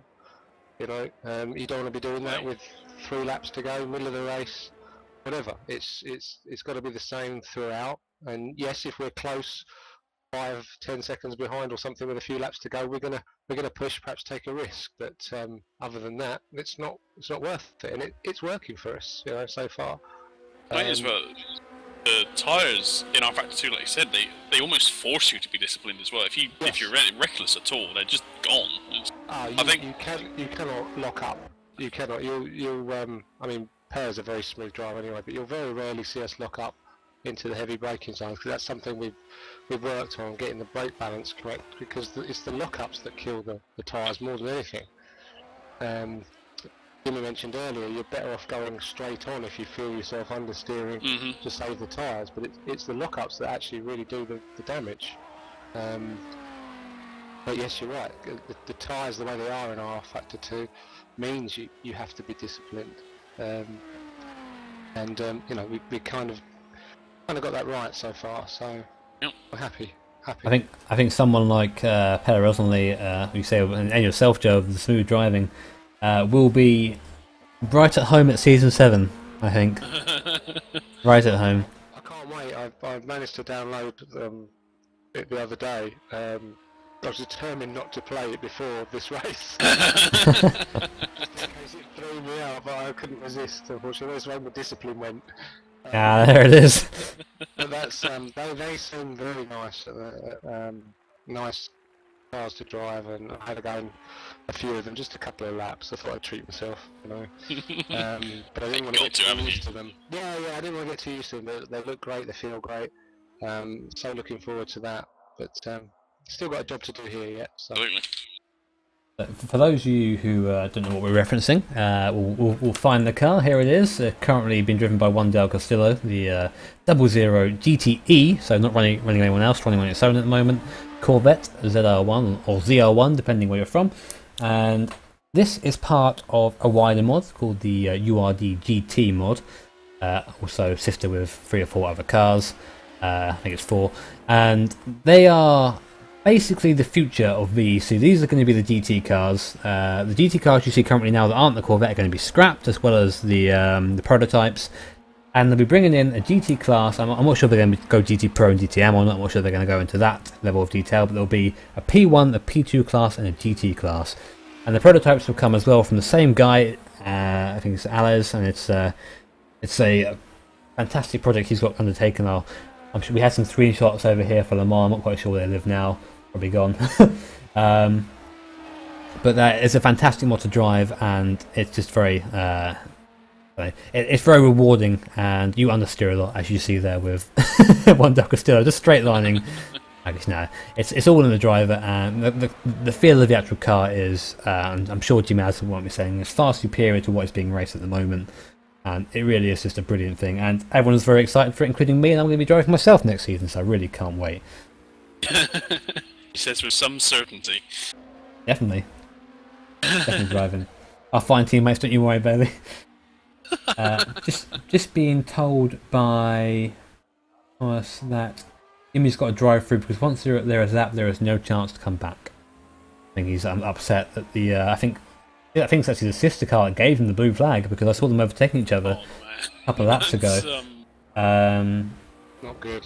No, it's not. It's just an unfortunate thing that has been done with the rules. Jimmy's overlooked it, and it's a real shame that that's happened. But it's something that has to be dealt with for the race. It will be changed next race, hopefully. Fingers crossed, anyway. I love rFactor 2, I love what ISA are trying to do, but they really need to try and cut out these silly little bugs that are creeping in some of these builds, and that's something that really should be noticed. When you restart a server, that certain things are reset in the settings. Maybe they just need more testers. I'm not quite sure how they do it. I'm not going to talk about their plan because I don't know, and I would just be like, I would be BSing at best. I just don't feel it's the sort of thing that should really creep in. It's quite big and important. It needs to be more refined before everything comes out. I mean, I'm sure I'd be just as excited to get this build out, given what it can do for the game. But make sure it's ready and then put it out. I don't mind waiting another race or so, before it comes out. When it comes out, it's correct. Yeah. Well, the problem is that they actually wait until people actually host races like this to find out what the problem is. We are the testers, Unfortunately, they just don't have a big enough team, probably, or most people don't. The frustrating thing is they've come out and said that it's no longer a beta. This is supposedly a finished product. Oh, this is it, huh? Yeah, well, but they're going to continue working on it. But they should never have taken the beta tag off yet, because it's just, it's fantastic, but there are still so many things that need to be worked on. Now we had, talking about how we are the development team almost for this. that's kind of putting it very correctly. But anyway, we had Tim Wheatley, one of the developers, one of the people involved, and I was like, ask us, let us know how the race goes. He wanted to know how I had to handle what we wanted to do with it. And I haven't seen the report that Jimmy wrote up. I'll probably ask to see it at some point. But love to see it. Yeah. We were new ground. I mean, 24-hour race was something to be scoffed at, especially in rFactor 2, and it worked surprisingly well. And then we did have some disconnects, but the server ran without fault for about 23 hours in the end. That's right. Yeah. Which is incredible. Which, you know, that's Unheard of. the most we've done before in rFactor was a 12-hour race. Yeah. That's correct. Just watching Jeremy Comas go around now and just cutting through traffic. I think it's the motivation for McComas now is a third place for this team is Absolutely. pretty fantastic, to be honest. I mean, let's see where they are in the standings, if at all. Standings up. Eco-Friendly are currently 9th with only 10 points. This will boost them up. This will put them ahead of one of the satellite teams, and I think level with JERR Racing, who didn't turn up today. They did. That was the Van Doren car.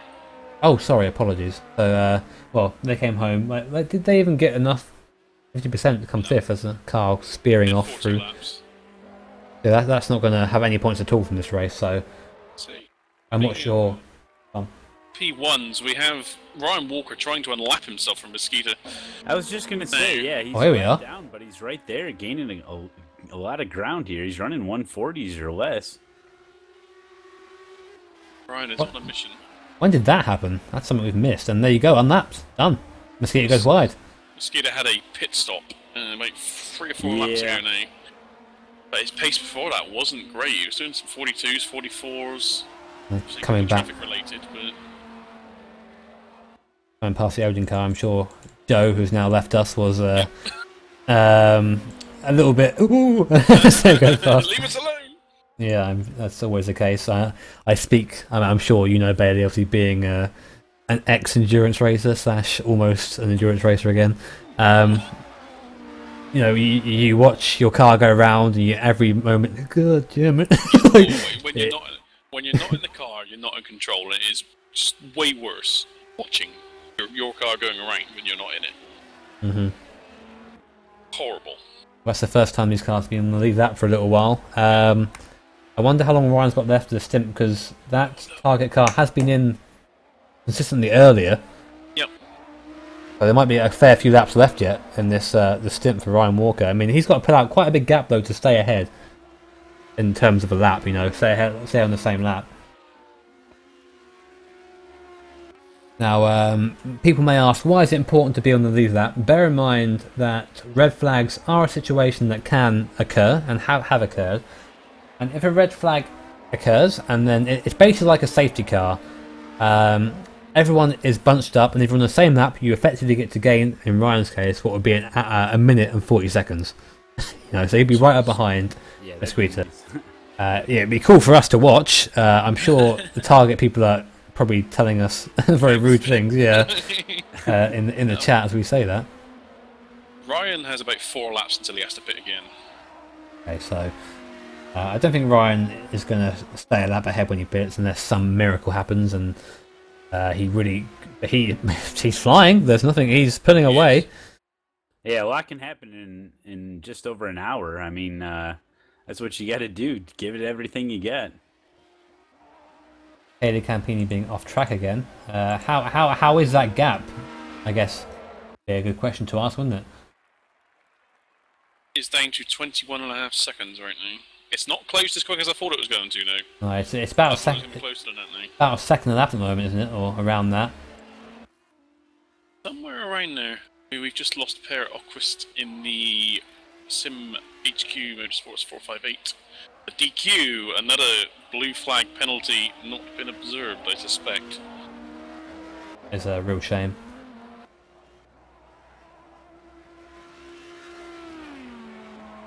It's alright, I'll just make sure my ears are okay. That is a shame. You say that was a Northern Light car? No, the Sim HQ 458. Oh, okay. Well, to be honest, that's about where they would have finished anyway. I'm not sure if they were ahead of Northern. They would have been ahead of Santos and Bowders, obviously. And Tammy eventually. Yep. He's still in the pits, by the way. I think he's still cooking his steak. He likes it well done, I think. Still running. He's probably had to put fuel in it by now. Just to keep it running. It's sat there. Right. He's using it as a generator for his TV so he can watch the broadcast. There you go.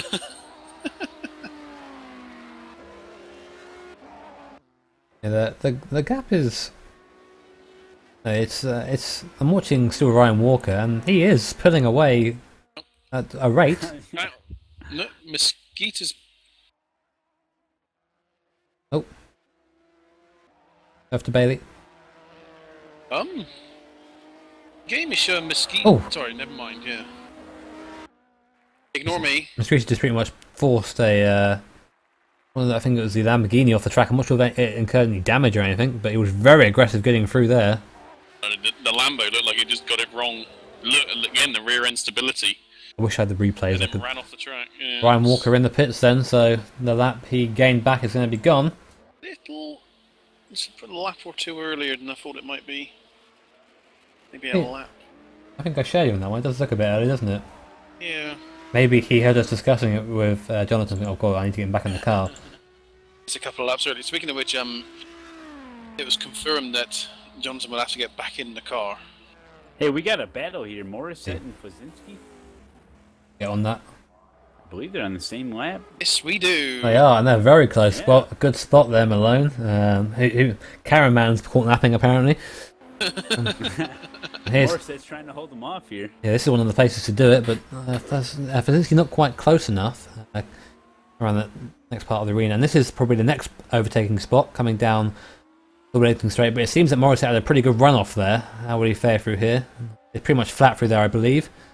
Already going defensive. The car was on the inside now, letting it roll to the outside. I don't think he's going to be quick enough to do anything. Goes inside anyway. And wow, okay, I think him up a little. Did Morissette let him pass there? Looks like he was flashing his lights. I don't know, that was a pretty aggressive move. I mean, he locked up the brakes there going in. Yeah, it was. I don't think it needs to be that aggressive, but the move is done regardless. And come on, guys, we want a longer fight than that.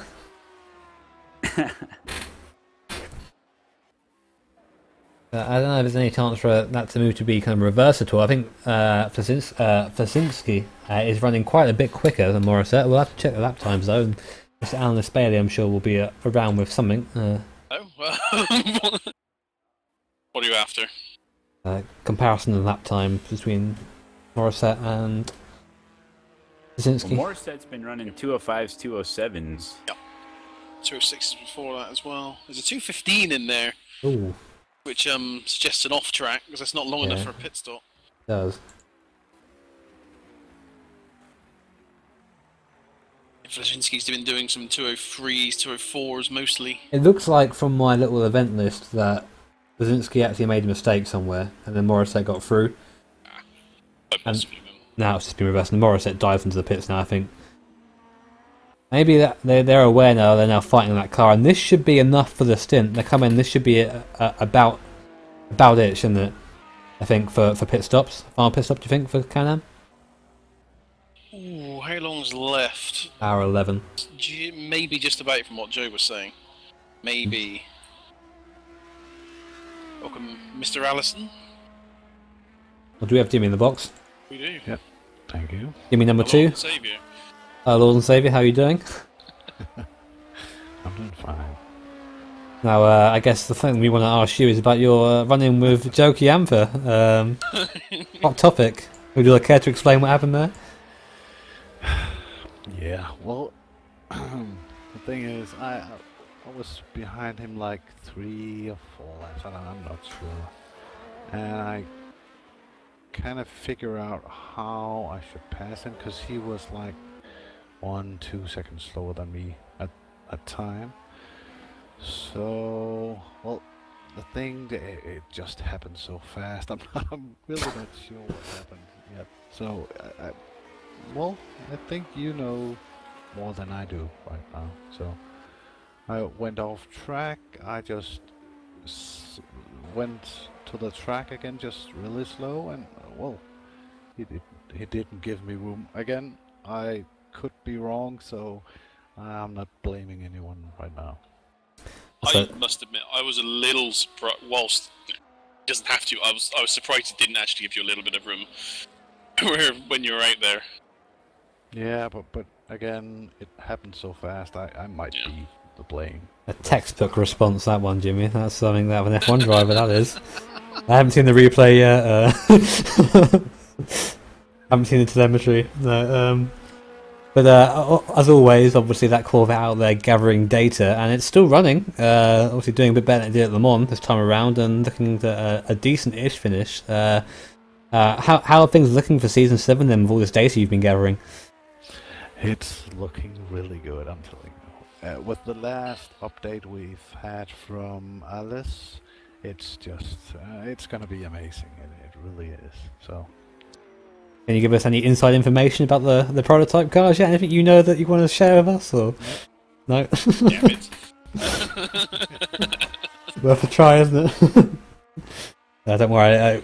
We can assure you, as soon as they are out to the public, they will have already been driven for 10 hours by maybe an eye. So we'll be on those.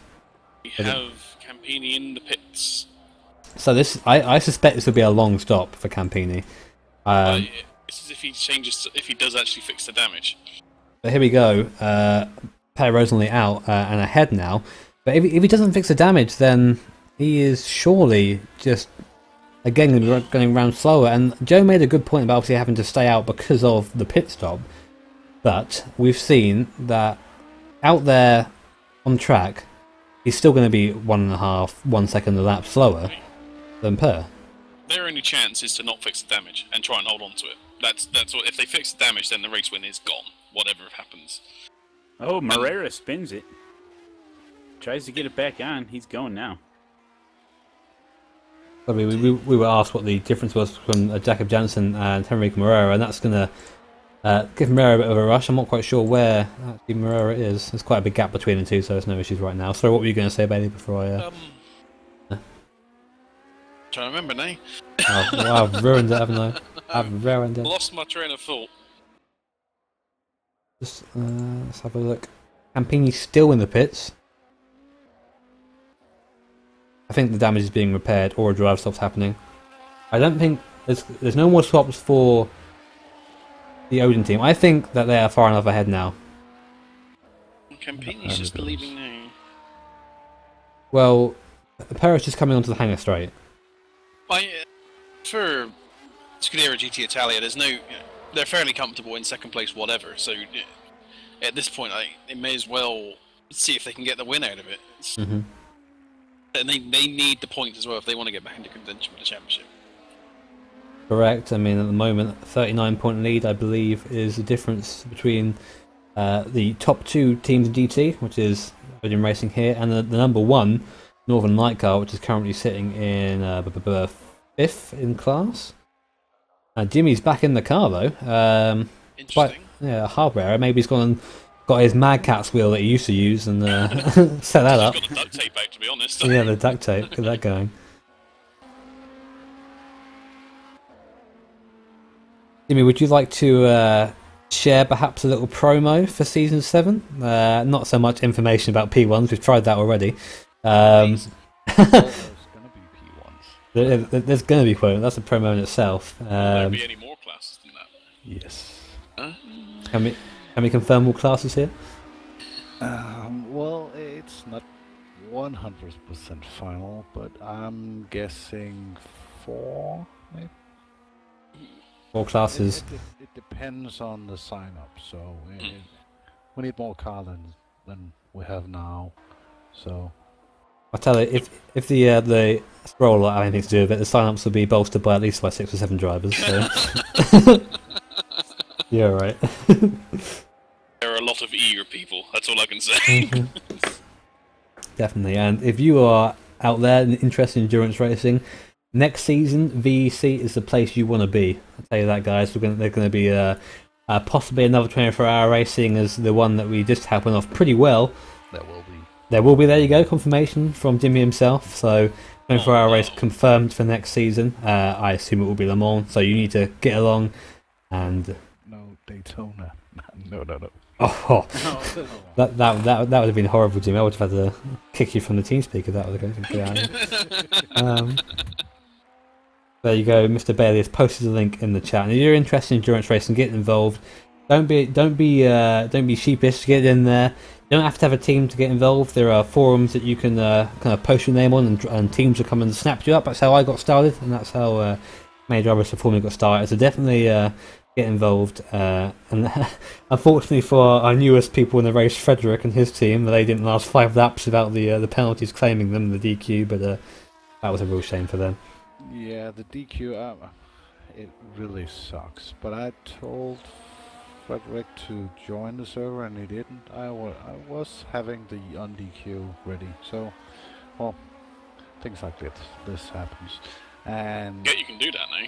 yeah, and Santos, I was in the living room on my iPad looking at it, and I was like, no, hit escape, and then join the race again. So, yeah, he would have been told back to the pits. Oh, are we allowing that sort of thing if you get stuck? Yes. I don't see why not. So. Okay. Obviously, I will admit it wouldn't fix the damage. He would have to limp around for a lap and then get in and fix the damage. But well, he wouldn't blow the engine, I guess. I will admit though, with that car, it looked more like it was almost stuck in the wall, the way it was sort of warping around a little bit, rather than being just stuck in the gravel. I think it was a hard hit, but I didn't see it, so I'm not sure. Is Campini, is that GT Telecar now a lap down? I think it is. No. No, it's not. Well, my timing's lying to me then. He's not long across the line. Jimmy, have we got any sort of time span on when the next season will start? We've got people obviously asking questions about it already. Yeah, but if you follow us on Facebook and hey, that goes Per into the pits. There you go, Per in the pits. Oh no! That's not what I wanted. Joe has just screamed somewhere as Per Rosenly gets on the brakes too hard and then puts it in the wall. Car looks okay. Turn off repair damage, Per. Yeah, you want to be doing that, and this could be the break that GT Italia needs. That was already time lost, and if that car is damaged, then that was looking pretty good now. Such a strange. About 35 miles an hour, he hit that wall at. It's still a big hit. 35. He's up on the jacks. He's getting a pretty big lick there. Getting new tyres. Ooh. Looking again, looks like he actually put a wheel in the grass when he was braking. And the cars went, nope, we're going that way now. There is a chance Per is going to get a penalty for speeding in the pit lane, I think, as well. Possibly. Well, he crashed because he was too late. No extra drama, says Joe, but looks like it's either getting fuel or being repaired. It's being repaired, I'm pretty sure. Regardless, Campini, where is Campini? That is the important thing. Where is my console? 2 seconds Spit behind. entry. Per is on his way. Will he have a penalty, though? Nope. Oh, he got away with it. Oh, you lucky man, Per Rosenly. Yeah, apparently Kenneth just got punted by someone. I haven't got the replay function working right now because bleh. But I'll have to. Anyone can have a look at that when you have a screen free. Anyone?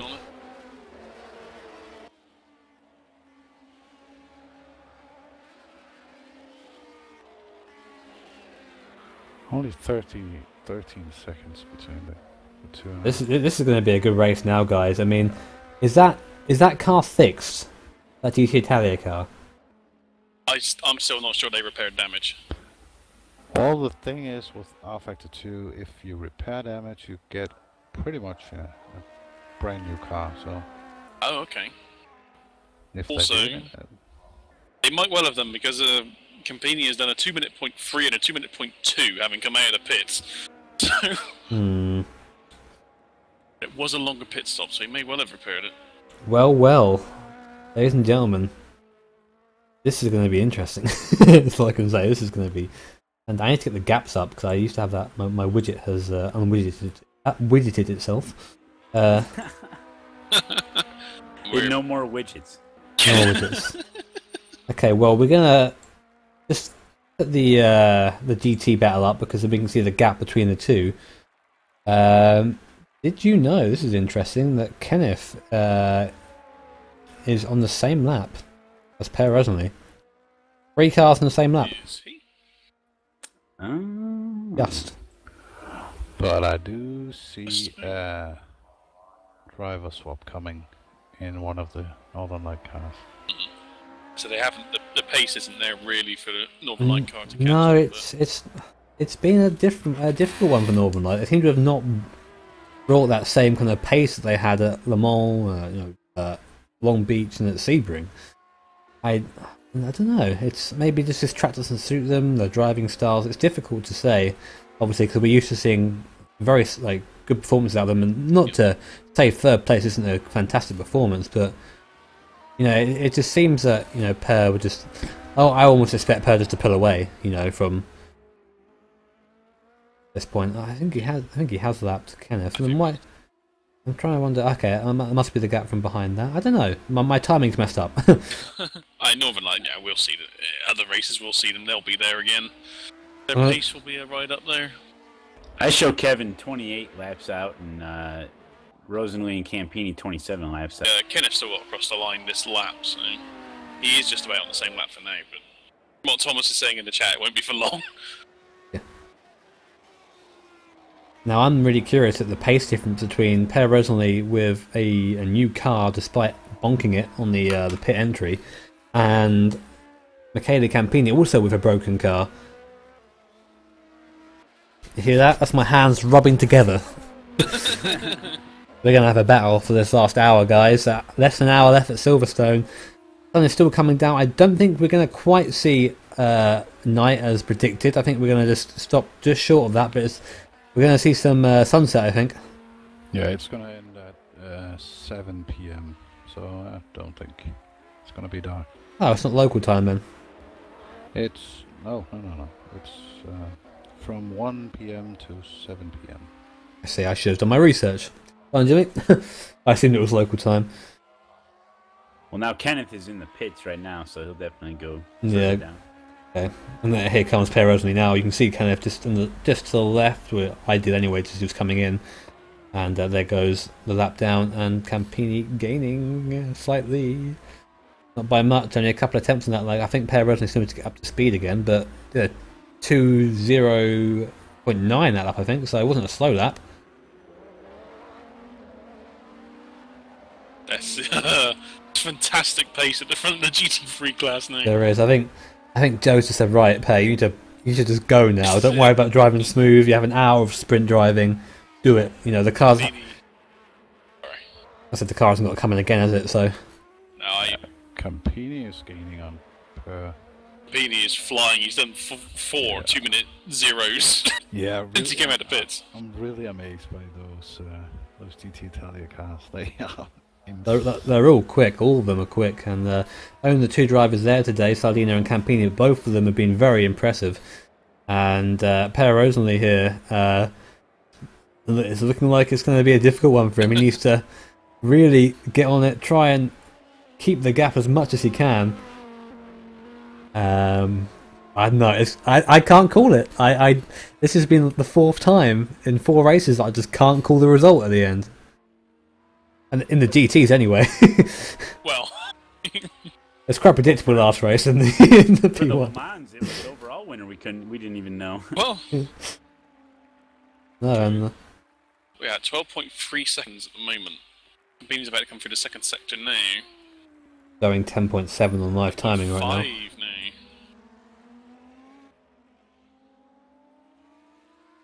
Rosenly well. just increase it a little bit.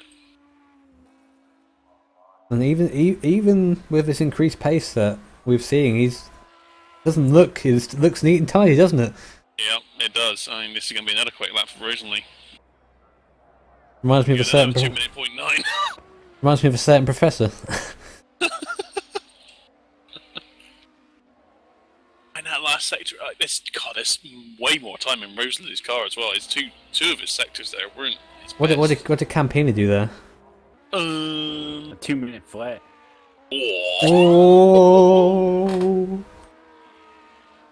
I think that car's fixed. Yes, I think so too. Its pit stop was about 30 seconds longer than it normally would be, so I guess that was enough time for it to be fixed. Gap is 12.9 though. I lost about 5-6 seconds of his interesting movement into the pits. Yes. Seriously, those two guys are running faster than I did in qualifying. That's insane. Hey, you need time in the car, Jimmy, as well, don't you? Yeah. You've not had much of that. Robin told off track. I can't see where. Oh, Jimmy, I wanted to ask you because as a steward, when I do get the chance, I am pretty cutthroat. We've seen a lot of cars gaining time through cops by going wide and through Stowe by going wide. Will any action be taken on this, or will it just be a kind of everyone's doing it so we can't do anything about it sort of thing? Well, we've edited the rules so you don't have to be within the white lines. You have to be on the curb. But again, at the exit, well, I should have updated the race thread. I don't see any reason why to penalize. Mm-hmm. Interesting. Hey, it's certainly using the curbs. I think that's fair, but we've seen cars all four over the artificial rather than the red and white curbs as well. There's been a lot of that. Mm-hmm. Especially at Stowe with the prototype cars, I've noticed. But I'm not sure where Stowe is. Is that the end of the hangar straight? Oh, so right where Campini is now? No, Campini's going through the start finish line for us. Yeah, you know, it's the long right after the big straight. Yeah, right after you come out of Maggots and Beckett's. See, we're using names, and Jim uses numbers. Yeah, Jimmy doesn't do names; he does numbers. Yeah, turn 16, I guess it is. No, 15. I don't know. It would be 16 for you then, the long right. Yeah. Okay. Well, I haven't really seen that. I know I've ran wide there a few times. Just seeing, I think that is, who was that? Jimmy Joe Havison just letting Campini pass just by pulling to the inside and slowing down. That's how you do it. If you're below, you know, just do it on a straight where you're going to lose the least amount of time. Just either get on the throttle later or brake a little bit earlier. You know, just let it happen. And if anything, the class of driving from Northern Light is always, you know, one of professionalism. Unfortunately, the speed has not been there. I wonder if I should jump in the Corvette and have a close encounter with the Odin guys again. Oh no. You'd be banned from your own league for that. Yeah. I'm sure that Joe is down there right now calling you all manner of names under the sun, Jimmy, for suggesting that. It's okay, no one heard it. It's fine. I was just watching Campini go through Max and Beckus, and he is sliding around there. He's absolutely on it. He hasn't had a lap outside of the 2 minutes since he came out of the pits. Yeah, and this needs to happen. He needs to do this because both cars don't need to stop now. Per Rosley has proven, apart from a very weird pit entry, that he is very consistent and will stay on a time if given a time to stay on. Rosen 201 flat just now. Just crossed the line. That's going to be quick enough at the moment to get the job done. What's this going to be? Actually, 201. First time. There you go. Yeah. I think he had a bit of issue through Max and Beckett. Like I said, he was sliding a bit through there. I think just because cars were overtaking him. But and Campini's now getting a blue flag as well, so he needs to, with the way the flags are here, he needs to get out of the way. He's not, is he? Oh. McComas was trying to make an interesting move though. This could be more interesting if he can use all the road. Whoa. You see that? Very close to getting it wrong there. Yeah. Wasn't Jerry's greatest driving again. Whoa! This race, ladies and gentlemen. Not long at all left. 50 minutes of the original 6 hours and 11 seconds separating our leaders for the GT Perez on lap 148, and just behind him Michele Campini in that GT Italia car 11 seconds down the road, and was gaining until last lap where the lap times were pretty equal. I think about a tenth in the favour of Rosenly, and we're just going to have to watch the lap times as it comes, I think. There's no way of predicting this. The gap is now out to 13.5 seconds.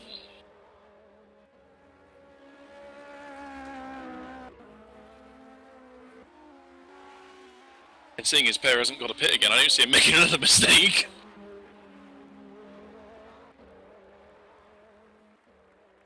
have to. I don't know, because the pace of a GT Italia car, when it is hooked up, when the driver is happy and confident with the car, would be enough, I think, to catch Per Rosenly. But the thing is, Per Rosenly has been driving at, as Joe has said, I'm talking kind of past Per Rosenly in this race, has been driving about 90-95% and has gone, you know what, here's our pace, and just shown it at the end of the race.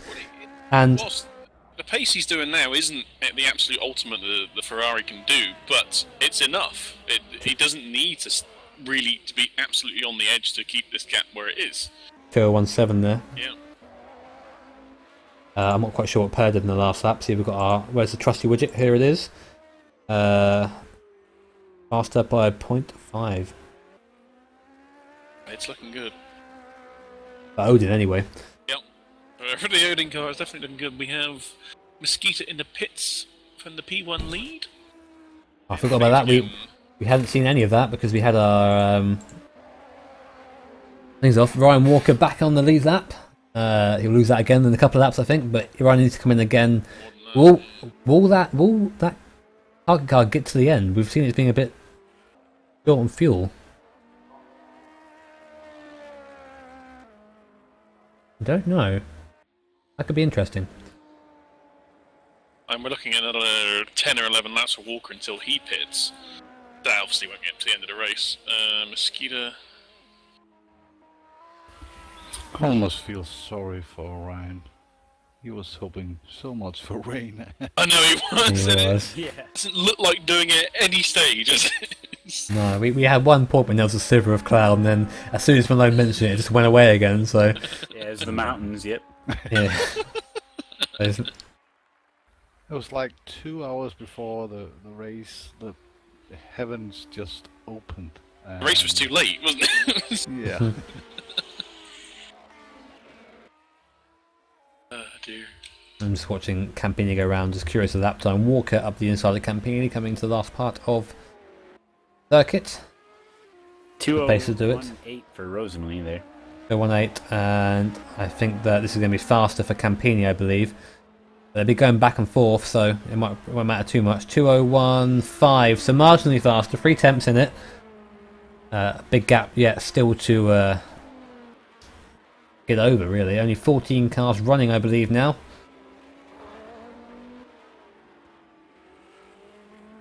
The latest retirement was Alexandre Santos, put it into the wall just before maggots and got stuck in the wall. And those walls have magnets in, apparently, and once you get anywhere near them, you stay there. So could have stayed in the race, but unfortunately was a bit eager to hit that escape button, I think. And look who's still out there, TT Motorsports. Still running laps. Once again. That's the way you got to do it. You got to finish these races. Running second from last, might I add. James Bowders and the Weasel team is actually last at the moment. The Red Weasel, last running car anyway. Yeah, quickly, Mosquito only managed 18 laps in his last stint. Which is sort of 6 less than what Walker's been able to do at most. So. Well, it seems that the sim racing, the satellite team have possibly gained a pit stop, just being maybe a little bit less than that, just being more efficient in fuel. Boy, 6 laps is a huge amount. It is, and in one stint.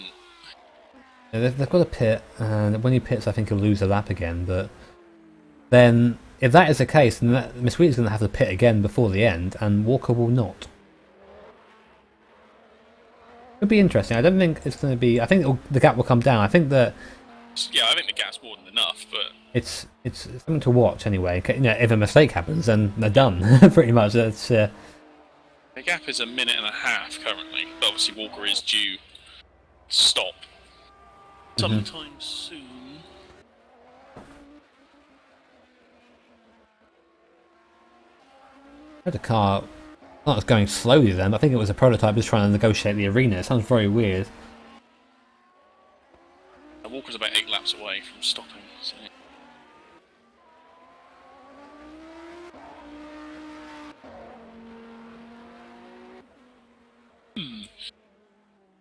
Yeah. Of course, Asiclim's got to get back in that car, hasn't he, at some point? So, because they will be over the limit otherwise. Have they already used up their limit thing though? That's the thing. Like, I don't would it be worth? Would you think? I'd probably not. Mm-hmm. Not at this point. I mean, the gap is too great to really overcome, even if they save a pit stop.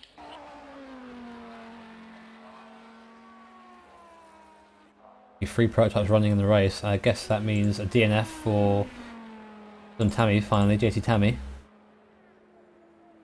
Still in the pit. Apparently he's still in the pit. He's still there. He is still there. He's not even on the timing screen anymore, that's how far back he is. 16th.